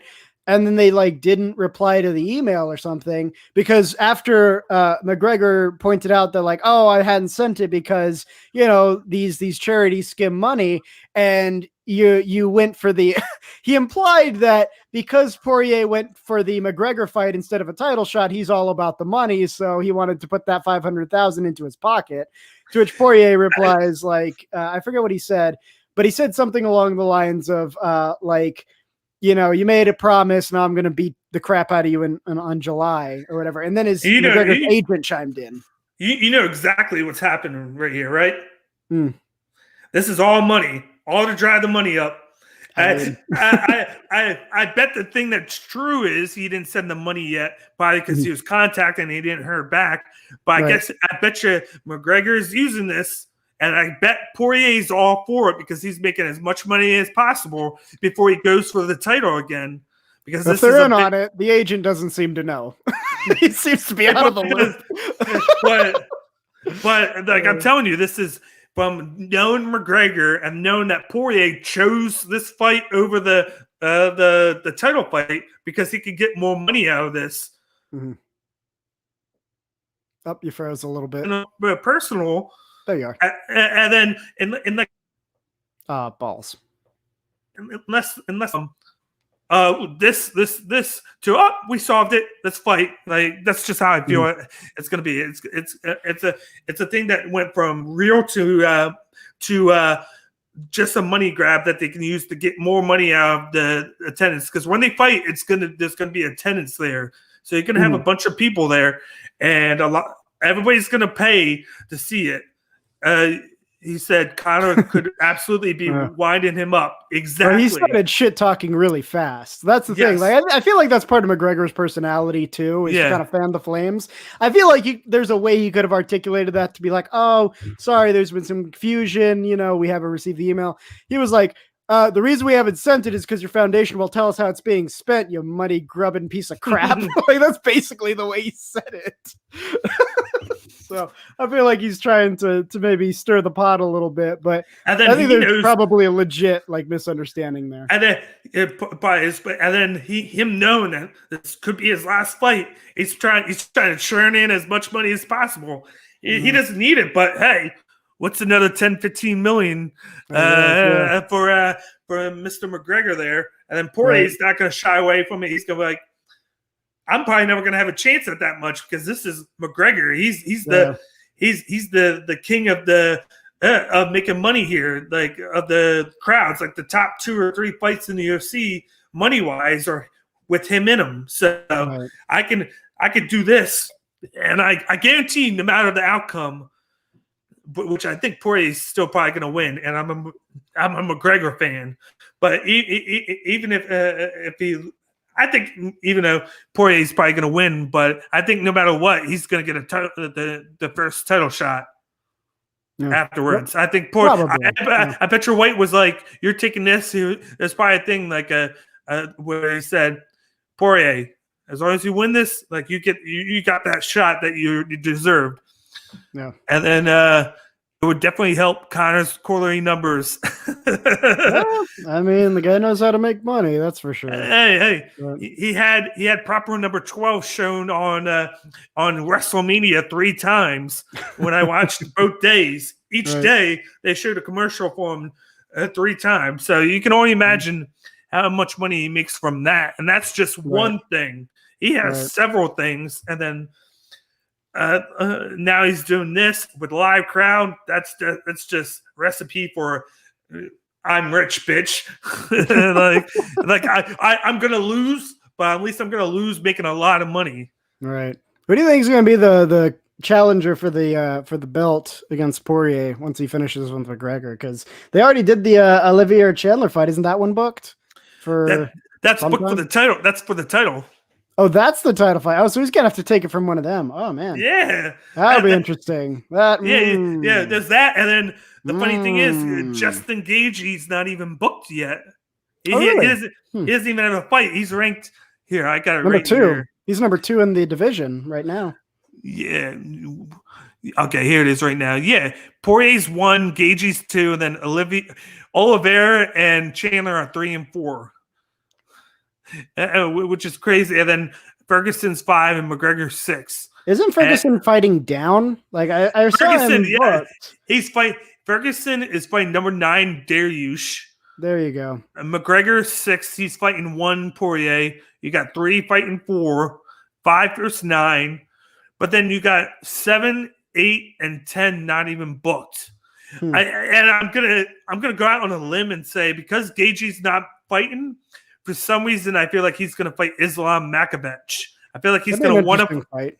He's gonna want to fight, and Makhachev is a guy that I don't see them putting him up against Felder or Dos Anjos, because I think he would just whoop the floor with them because there's Sambo guys. But Gaethje presents a really good matchup with that style. Even though he lost to Habib, this is a guy that trains with Habib. Right, and he's not Habib though. He's not Habib.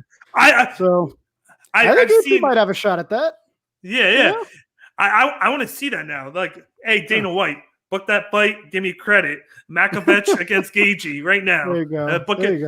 Book it for July or early August, because then say Makhachev wins that, you gain a title contender there right away. Oh yeah. You get that, and then it's money. Another contender in that lightweight division that's already stacked. Oh, yeah. From 1 to 10, you could go either way. Even the couple guys outside of that, you got Gillespie. Kevin Lee is actually coming back. Yep. From his double surgery, he's been out for the year and a half. Al Iaquinta, for some reason, in that 10 to 15 range, he always dominates. Then he gets in the top 10, and then that's when he kind of struggles. Diego Ferreira's on the way up. Mm-hmm. Like, from 1 to 15, this is probably the best and strongest division in the UFC is the lightweight. Pretty solid, yeah. It's, man. Like, there's a lot to do there. Yeah. But is there anything you want to get off your chest before we get off? This is an early show for us, but not much else to talk about. Yeah, I mean, we got to the hour and a half. We got it there. We did it. They get to the 2 hours, though. I didn't get there, but no, not too much. Not too much. Just, doing my usual streaming stuff. So if you like to listen to things other than MMA, I do stuff. Talk about tomorrow. I got a wheel stream where we spin the wheel, talk about whatever topic comes up. Do some chats on Wednesdays, guests on Sundays. A lot of fun. My channel. All hail Hydra. Yeah. Which apparently he said on my last stream. I didn't see it, so he said it to himself. Yeah. Twitch is funny sometimes. You don't like me, I know. It's okay. You were posting on Facebook. I was like, I didn't even know there was a thing. Well, I know you can do like multi-stream in Streamlabs, but for some reason it didn't ping me, so I had no idea anybody was even watching the Facebook feed. Thanks for chiming in. Just my 2 cents.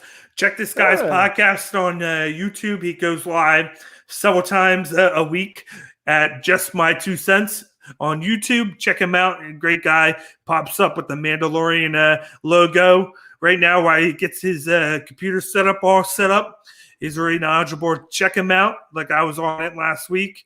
I'll probably be on it again, like I usually do. I just pop on there time to time, like Nikki.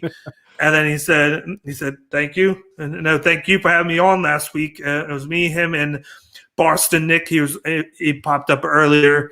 Guys know their shit. And then he said, I appreciate it. No problem. So subscribe to his page and check it out. Just like Pub Sports Radio. Check that out. Dope. But like I've upped the ante myself with the content here.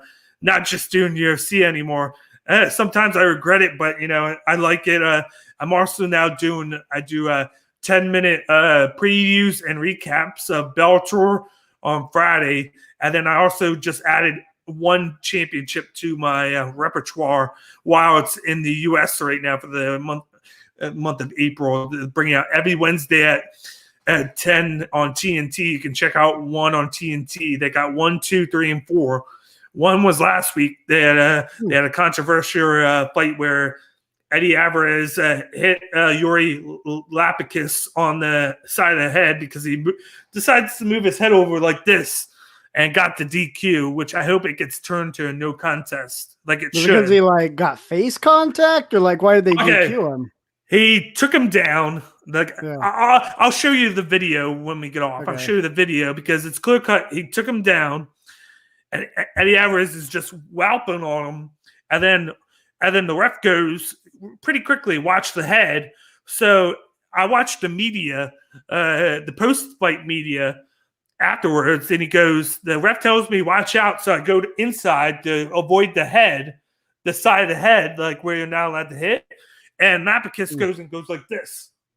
And I hit him, and then the ref just lets me do it like 2 more times because as a fighter, I can only imagine it's hard for you to stop in that moment. Right. Because you're going in for the kill because he's like you're going for the knockout. So he does it 3 more times, and then the ref stops it, puts the red card out, issuing like a DQ. But then he said the ref told him, no, don't worry, no worries.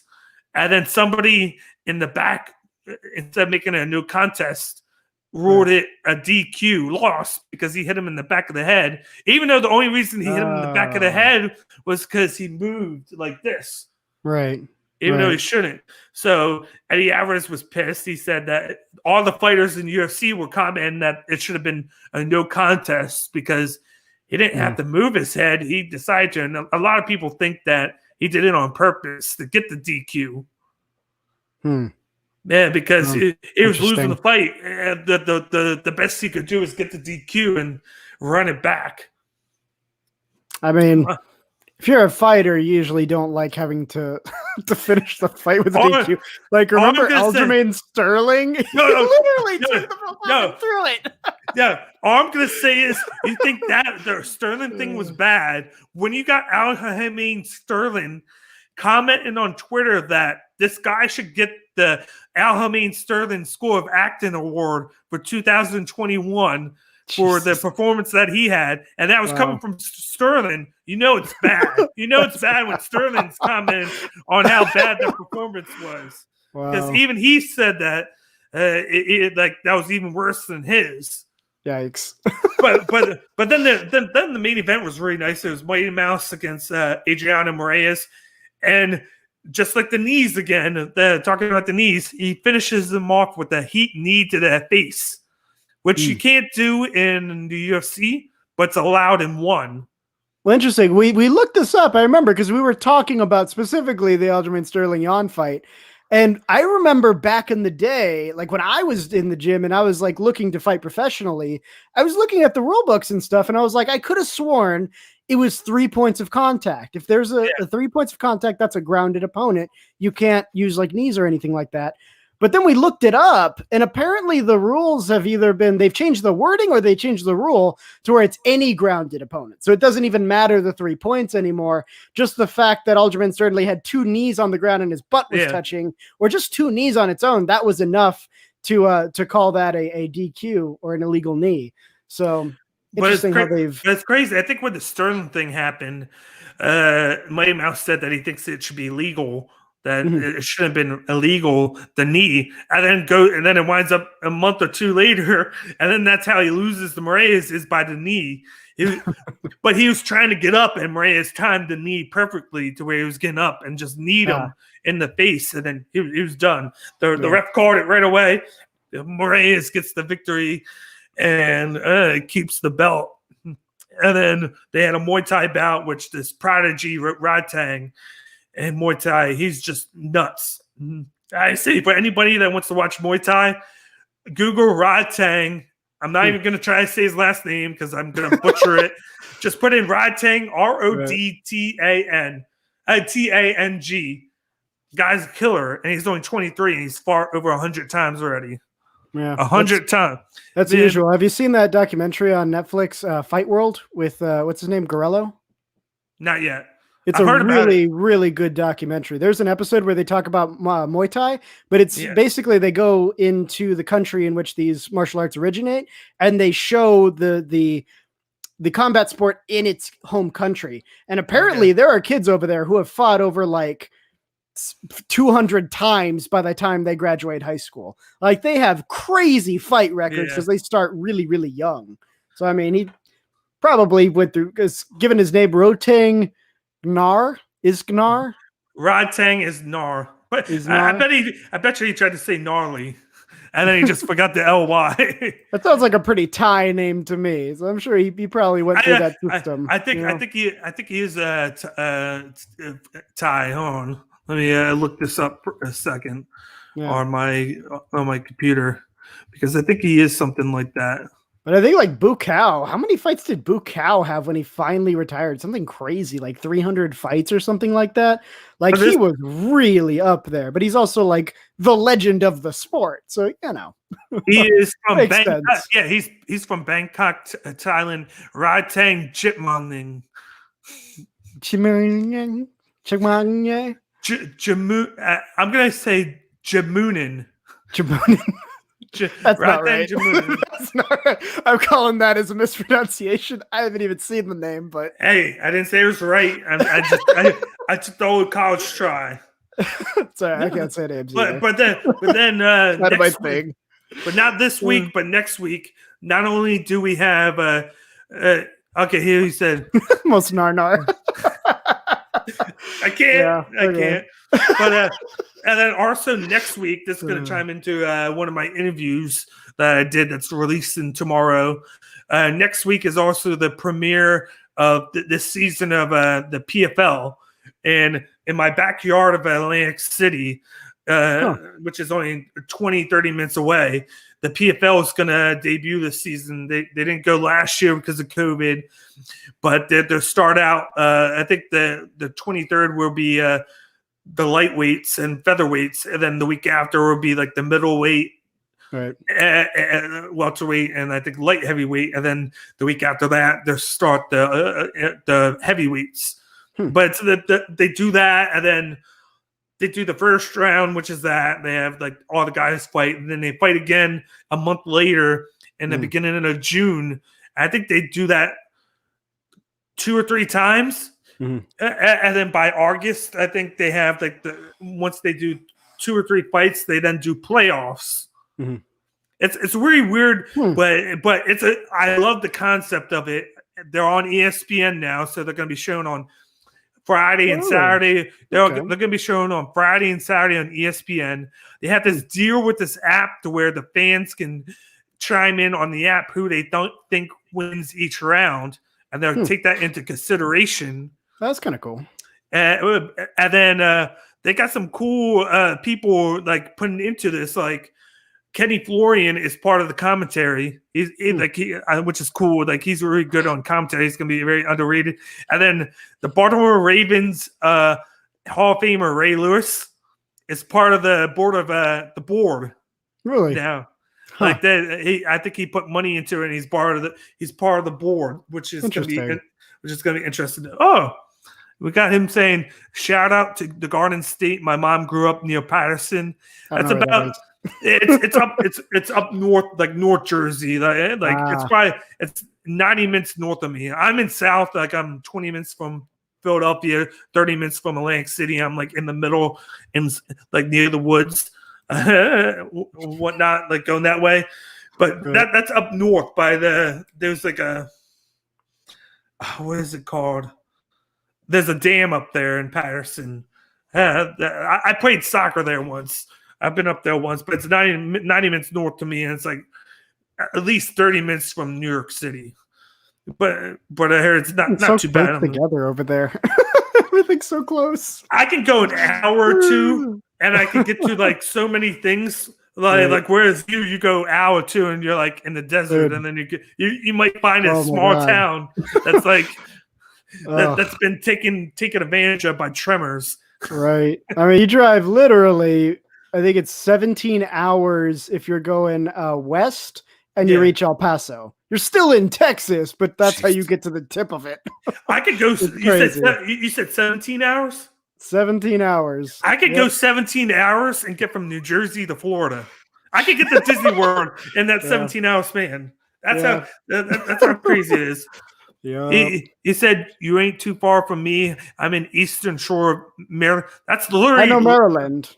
That's literally. I'm only probably 20, 30 minutes from the Delaware Memorial Bridge, so that's not far away.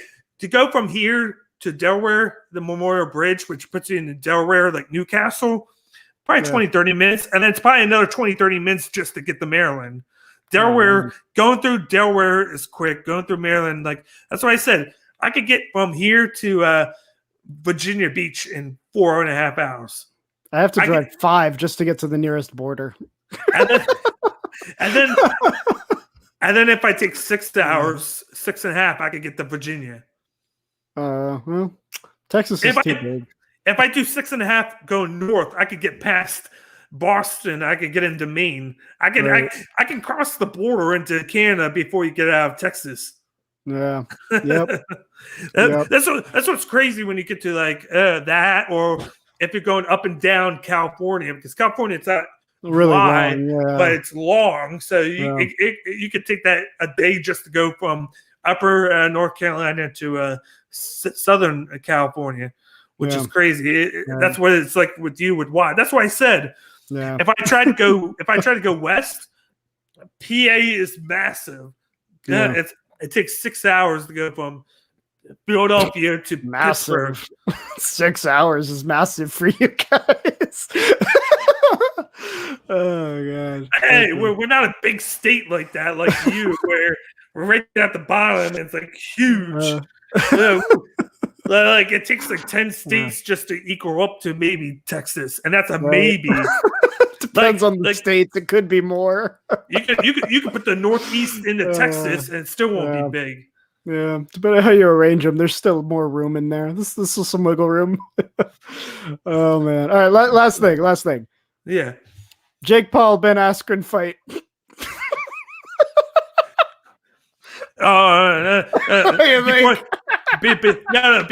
I answer, 2 cents. Who do you have winning, Jake Paul or Ben Askren?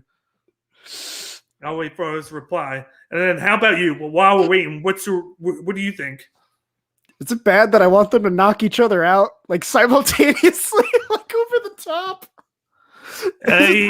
Country, yeah. He said Texas is its own damn country. Shout out to the whole Texas. We have enough land to be a country. Yeah. See, the only thing that he said Jake Paul by TKO. Now, that's funny, but the one thing with Askren is he's not a striker. He's just straight up wrestler. Not. Yeah. So that's what makes this fight even more interesting, is because we don't know what kind of striking we're going to get from Askren, because he can't. He's not allowed to use the rest one. So I don't know. It's like Ben Askren's not a striker, granted. But he's been working with striking coaches. He's a professional fighter. He knows what it takes to like train and win. Jake Paul, on the other hand, have you seen any of the Jake Paul training videos? There's only a handful of them, but have you seen any of them floating around? I've seen Logan Paul pop up on WrestleMania. So no.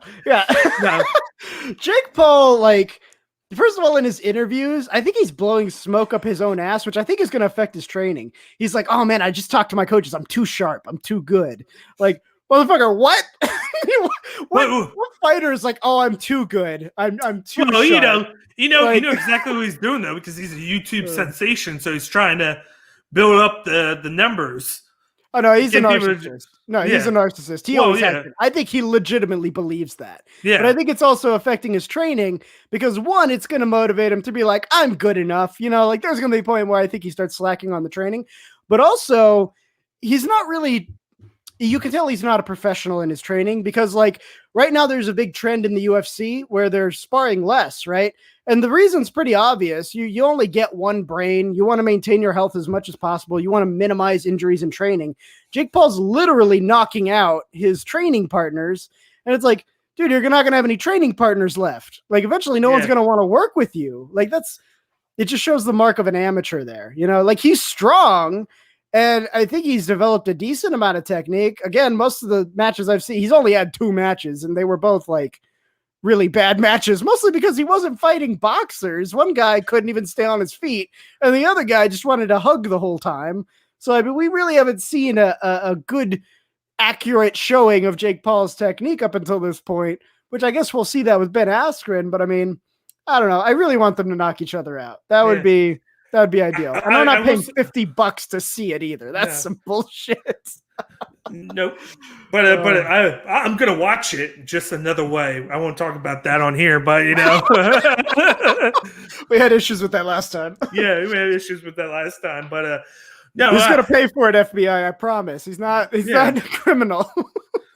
But he should take a page from his brother's playbook. Like Logan Paul fought Nate Robinson, knocked him out. But what he's done since has been kind of smart.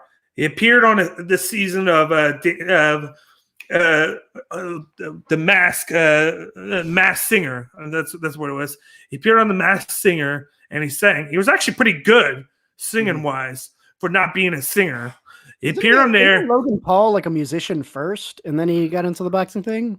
I think so. But he was like a rapper or something. I don't know. But he did that. Yeah, he did that. He's making money for that. And then he just appeared on WrestleMania in a storyline. So you can only tell WWE probably paid him to appear on WrestleMania. So instead of doing something dumb like this where you're fighting the actual MMA guy, you're going in and you're just making appearances. He's making appearances. He's getting paid. It looks good for his YouTube channel. Yeah. And he's not going to go in and get his ass beat. Like, I do think there's a small chance that he could knock out like Ben Askren, because Ben Askren's an idiot in himself. Yeah, like he is. Yeah, I can buy that. Like he's trying to. He's an idiot with the chin, at least. You know what I mean? He just can't take knees to the chin. Did you see they showed that knockout in the Mustafa Usman? The knockout reel to the lead up to 261. That was amazing. Yeah. Okay. Paul is a Darsh for sure. He does have better hands than Askren, though. He's definitely an amateur. Ben doesn't really have amateur boxing skills, though. He doesn't. That's what makes this, like I said, more interesting. Is he's a full-on wrestler. He grapples, and that's how he got his name in one championship before he got traded for a Mighty Mouse. Oh, interesting. Which was interesting. Yeah, they did that trade. The UFC and one made that trade, which I want to see more of. That is more trading between both promotions, because one has benefited from that, and then UFC has he won one fight, but then he got knocked out. But they benefited from the fact that it built up Jorge Masvidal. They benefited that way, to where the guy that knocked him out in 7 seconds knocked him out in a knee. So they benefit from that. But like I'm gonna go. You know what? I'm gonna be frisky. I'm gonna go Jake Paul by decision. I really want them to knock each other out. Like, I don't know, because there's this guy. I pointed him out to you. Cool dude on the internet. Shame because Paul has the resources to make. Yeah, I think he could. You're right. He has the money. He has the time. He's like a YouTube star. He's got nothing but time. Mm-hmm. Like, if he really wanted to take this seriously, he probably could. And here's the thing. He could pay the right money to the right people to be an actual boxer. Like, get a real commissioned fight. But he's like, oh, I want to fight a dude who plays FIFA on the internet, and then I want to fight a basketball player who I had internet beef with, and then I want to fight McGregor. And McGregor's like, no. There's no. And so he's like, all right, well, I'll take Ben Askren, but then I want McGregor. It's like, dude, you're not getting McGregor. You're lucky. The only reason you're getting Askren is because Dana White doesn't like Ben Askren. That's pretty much why you're getting this fight. But no, I think it's for him. It's like it's an ego trip. You know, it's stroking his own narcissism, feeding himself this "I'm an amazing fighter" narrative. When in reality, he's just fighting a parade of clowns. Speaking of ego, trip. Did you see today? Oh my God. Henry Cejudo calling out Floyd Mayweather to a boxing fight.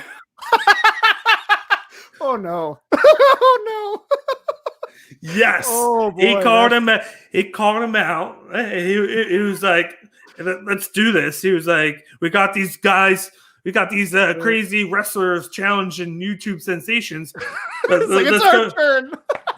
It's our turn. You know, I can actually strike, whatnot. Like, hey, I'd be down for it just because I know at least he can throw. He can probably put out a better performance than McGregor can.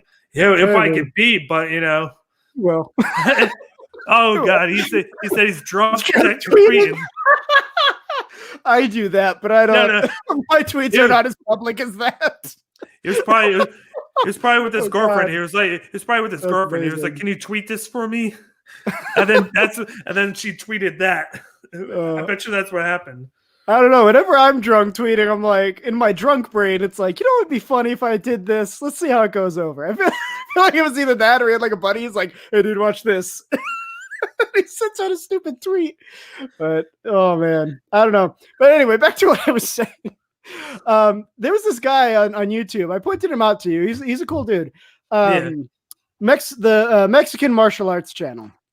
And this guy got his start on YouTube by like doing these like spoof videos on like, oh, we teach Muay Thai, but it's Mexican, so we do it better, you know. And it's a joke, you know. And there was like one with judo that was hilarious. He's like, you have to wear the judo uniform, man. And then when you go out in the street, when the guy punches at you, you put the first sleeve on, and you get behind him and you put the uniform on. So then you can throw him and put him on the ground. Like it's really good. If you haven't seen those videos, you should check them out. They're freaking hilarious. I don't know why, but with the accent you're giving, it makes me think of I'd do anything for Selena.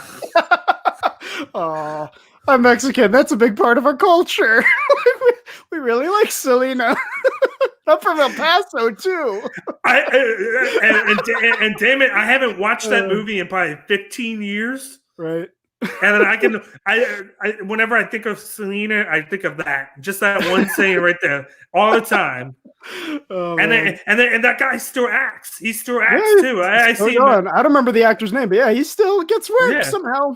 He does a lot, like the supporting spots that he does. Right. Yeah. But he's good. He does it. Like I'm like, damn, you did that 15 years ago, and I can only imagine how many people come up to you and say, right. I'd do anything for Selena. Guy's probably got an amazing agent. That's probably what that is. Like, I want that guy's number. Damn. But anyway, so he started with the joke videos, but then he got into like fight commentating on the UFC fights. And that's really where his channel took off. And he commented on this, and I like what he said. He's basically said, he's like, I don't like Jake Paul, but Jake Paul's hungry in his own regard. He's not hungry for the right reasons, mind you. He just really wants to, he wants the ego boost here, but he does want to win. And Paul Askren, I think, is underestimating Jake Paul. I think he's thinking like, oh, he's a slouch. He's not a real fighter, this and that. But I mean, Jake Paul, again, he's got the money and the resources to hire a really good coach, and he's got all the time in the world to do nothing to train. Granted, it was not because of him bringing him in. He did have Masvidal in for like a couple sessions, but that was just because Masvidal wants to see Askren lose. So he's benefited from something else. But actually, his boxing coach, who is this guy? Let me Google him. I remember in one of the first fights I saw with Jake Paul, I think it was Jake Paul versus it was either the FIFA guy or the basketball player. I think it was the basketball, or no, it was the FIFA guy because he had his coach ringside for that one. His coach is actually a big name in boxing. I think he's like a champion. Who is Jake Paul's boxing? Whoop, boxing doesn't have a C in it. Boxing. We just hit the 2 hour mark. We did it. BJ Flores. BJ Flores is Jake Paul's trainer. So he was the guy who trained him for the NBA fight, which, I mean, okay. He didn't need that, but yeah. Right. But I remember hearing that like BJ Flores is a big name. Yeah. he's a big name in the boxing world. I don't know a whole lot about boxing, but apparently, yeah, here it is. His total, 39 fights, 34 wins, 4 losses, 21 wins by knockout. I mean, this guy's a real player in the boxing world. So he has like a legit coach. He has a coach who like knows what he's doing. Again, because he's rich, but he's done commentating. He's his last fight was 2015, from what I think, and then he commentates for in the Olympics, and then premier boxing champion on the NBC. Does commentating for that. He's fought. Yeah, I'm looking at the list of fights that he's done. His last fight was actually for the vacant interim WBA heavyweight title back in 2018. So that was only two and a half years ago, and that's for a title, right? Which is crazy. He's a contender. He knows what he's doing, but I think Ben Askren's going to make the mistake of underestimating Jake Paul too much. And he's going to get sloppy. And not only that, 18 rounds is a long time to fight. I don't know if Ben Askren has that kind of gas tank, but I don't know. I am leaning towards like Jake Paul winning, but I really, really want to see them knock each other out. That would like early Christmas right there. I think this is gonna be part of the norm now. We're gonna see a lot of these promotional fights. It's keeping Snoop Dogg busy. I know. How do you not know you're a joke when they bring in Snoop Dogg as a fight commentator? All I'm gonna say is when you have a thing like the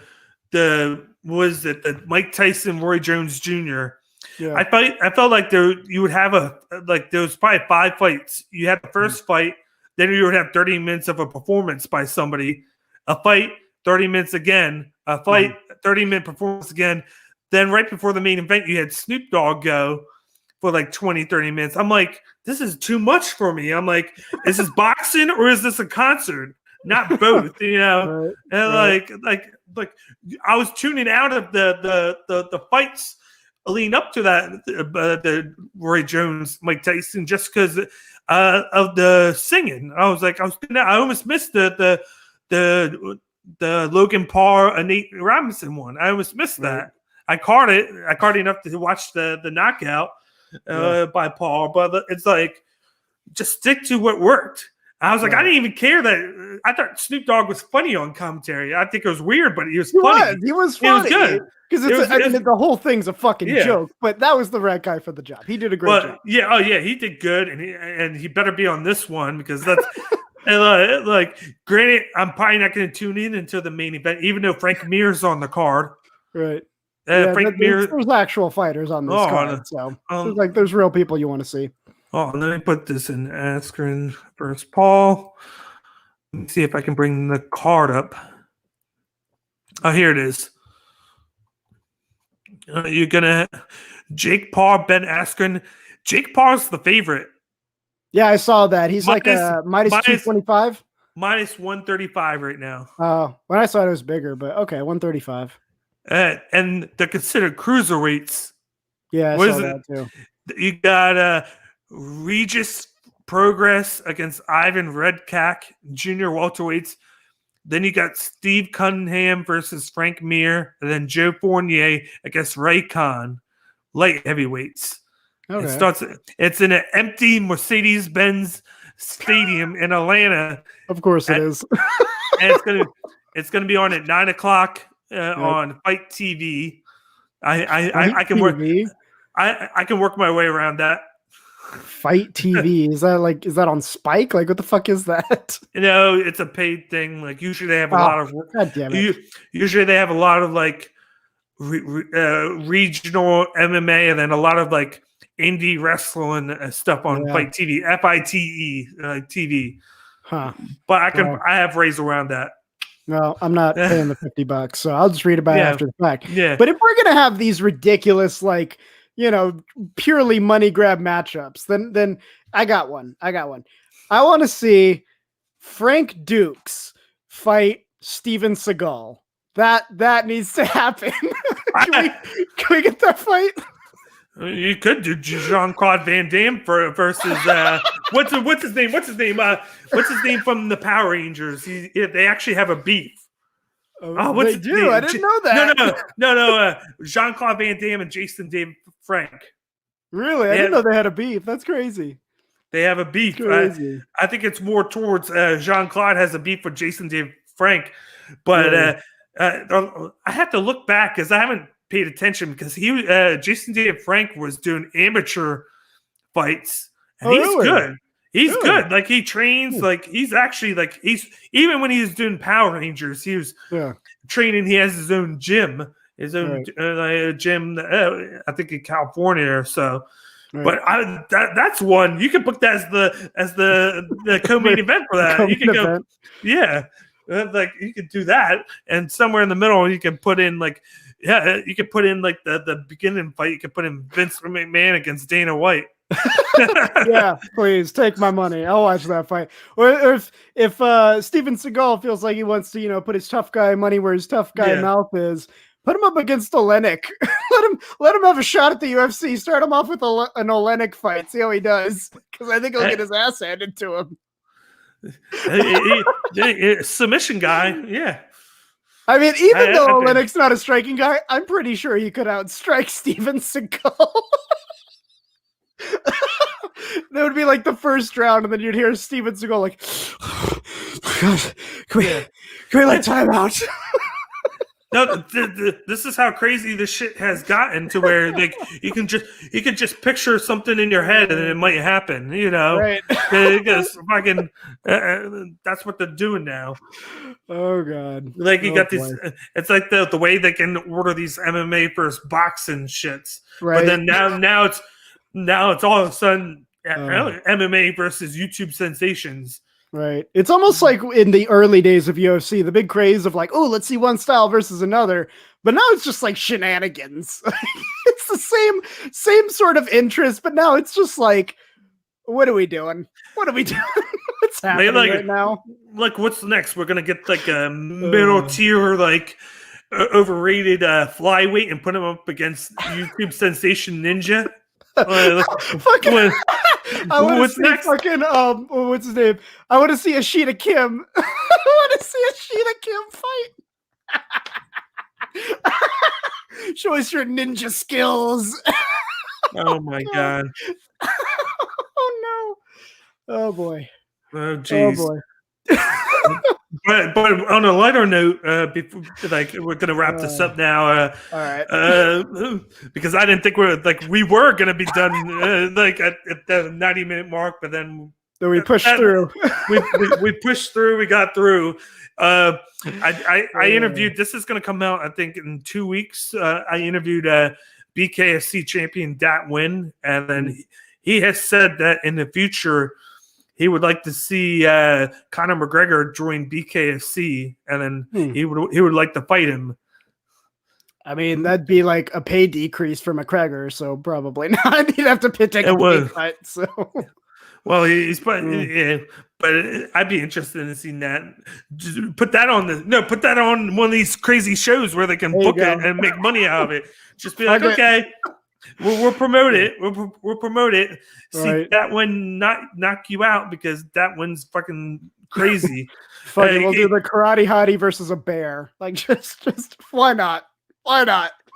Are you gonna call the bear Baloo? Yes. Baloo the bear. It has to fight on the ball. Like it has to balance on the ball while it's fighting. That's the handicap. It'd probably still win. And then Karate Hottie has to wear like a suit made of fish. Okay, before we go into like another atmosphere right now, and we just dive into something like I feel like we're going into laughs and like territory right now. Pretty much. We'll wrap this up. Dragging the show down. Anyway, I feel bad for the one person that's tuned in right now. Someone's still listening to this. That's probably my channel where I'm hosting it. Could be. God. But we'll wrap this up right now. That was the Cage My IQ episode for UFC on ABC to recap and then some, and an emphasis on and then some. Because it's a whole last hour of filler. It was like the first half was the show, and then the second half was just like basically just shit talking and BS about shit in general, which is nice. Which is nice. Got to get more of that. But I want to thank everybody for tuning in. Just my 2 cents. Boston Nick, Jenkinson, Drunk Savage, Garth. I want to thank them all for tuning in. Friends of ours in Sports Box and in the best MMA chat on Twitter. I love them guys. Thanks for giving us support. Thanks to everybody else for tuning in. We'll be back next week for the UFC Fight Night recap between Whitaker and Gastelum. I'm hoping it's next week is as better as this week, because this week was quite something. Yeah, we're gonna have to make a habit of this. But keep a lookout on tomorrow. I'm releasing Jordan Young interview. He's the light heavyweight in the PFL. He'll be fighting next week. He's actually, I think today he actually left. Yeah, today he left for Atlantic City from Florida. So because he has to like 5 hours. So he has to quarantine. So he has to quarantine for 17 days. Oh, that's right. You guys still have? We don't have that. Anybody can come into our state and they're just good to go. Well, I mean, for fight wise, it's the quarantine for there, because they're going to be going in and out. He has to quarantine. I know in the first 2 days he has to quarantine. He can't leave the room in the casino, because it's their way. Like then they check him like a couple times, and then he'll be allowed to venture around the casino, because they'll be in a casino the whole 2-3 weeks, and then they have designated areas to train. The casino is going to provide food for them and whatnot. So I check that out tomorrow. Check the interview out tomorrow. Wish him luck going into his bout on the 29th. I'm hoping that I get that press pass that I'm waiting on, so I can go see the fight. Our shirts came in, so I had to pick up. We got the shirts. I just had to pick them up from my buddy, and then I can ship yours out to you. So maybe next week or the week after, we can wear our shirts on the podcast. Look like we're actually in sync. We can look like something more than jackasses with microphones. It'll be nice. Yes, it'll be nice change of pace. Yep. Then check me out Wednesday. Check out now. I released the one on TNT one preview, and then on Wednesday I'll be releasing, after the one on TNT 2 card, I'll release the recap, and then also sometime this week check out my Bellator 257 preview. And then I'll likely come out with the recap of it on Friday night. They got the Grand Prix started for the light heavyweight on Friday, which saw Ryan Bader beat Lyoto Machida. And then this week they got Nadim Nankoff, the champion, going up against Phil Davis. And then you got Corey Anderson making his debut against some guy. That's all I'm going to say, because his name is too hard to pronounce. He's making his debut as well. It's too hard. But those are going to be the main event and the co-main event of the Friday. And then also they got a couple other good fights on the card. So check that out Wednesday for one, and then check out Friday for Bellator. Nope. And then, as always, I got my preview coming out on Thursday for this. And then Friday, I also got the Thomas Verchek interview that I did. Will get released on Friday, since he's fighting on Saturday. So check that out. So I got a lot of content coming out in the next few days. Yeah, busy because of one coming in. You got Bellator back. You got PFL coming back next week. But those are more so just a couple months here and there type things. The UFC is the main thing. It's the weekly thing. Yeah, look out for all that content on YouTube at Cage My IQ. Subscribe to our YouTube page now that we're going to use it more. I think now today was like the guinea pig of it, and I like the fact that we're on YouTube more. We got more comments. We had more people interacting with us than Twitter. So I'm still going to post it to Twitter, but it's going to be the YouTube link. So I'm going to get everybody coming to YouTube.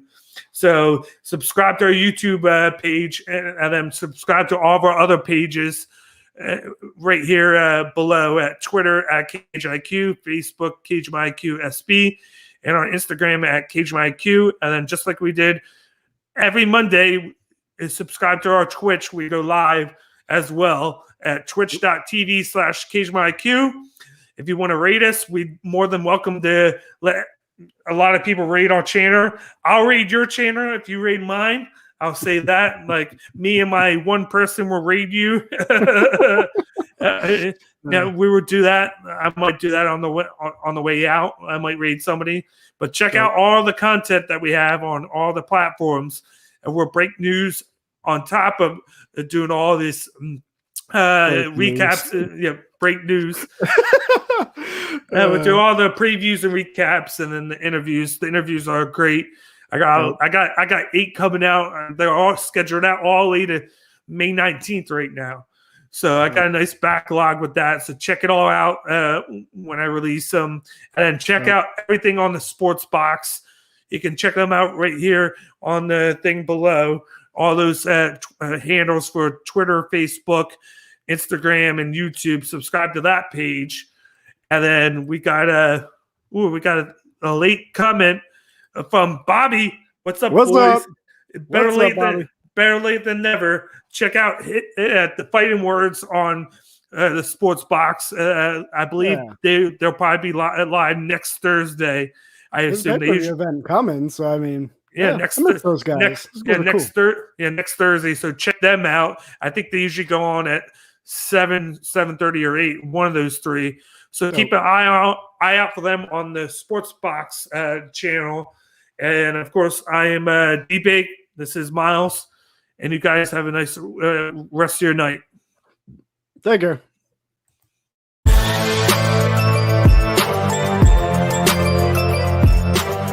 Thank you for watching this episode of Cage My IQ on the Sports Box. Please remember to follow us on all of our social media outlets. On Facebook at Sportsbox Show, Twitter at Sportsbox Show, Instagram at The Sportsbox Show. Find us on YouTube and join Outside the Box, our Facebook sports discussion group. The Sports Box is brought to you by our sponsor, Showcase Sports in Hamilton. Showcase Sports for the elite athlete. And also our friends over at CrowdPlay. Download the free CrowdPlay app today and use promo code THEBOX at sign up for 10 free points. Thank you for joining us.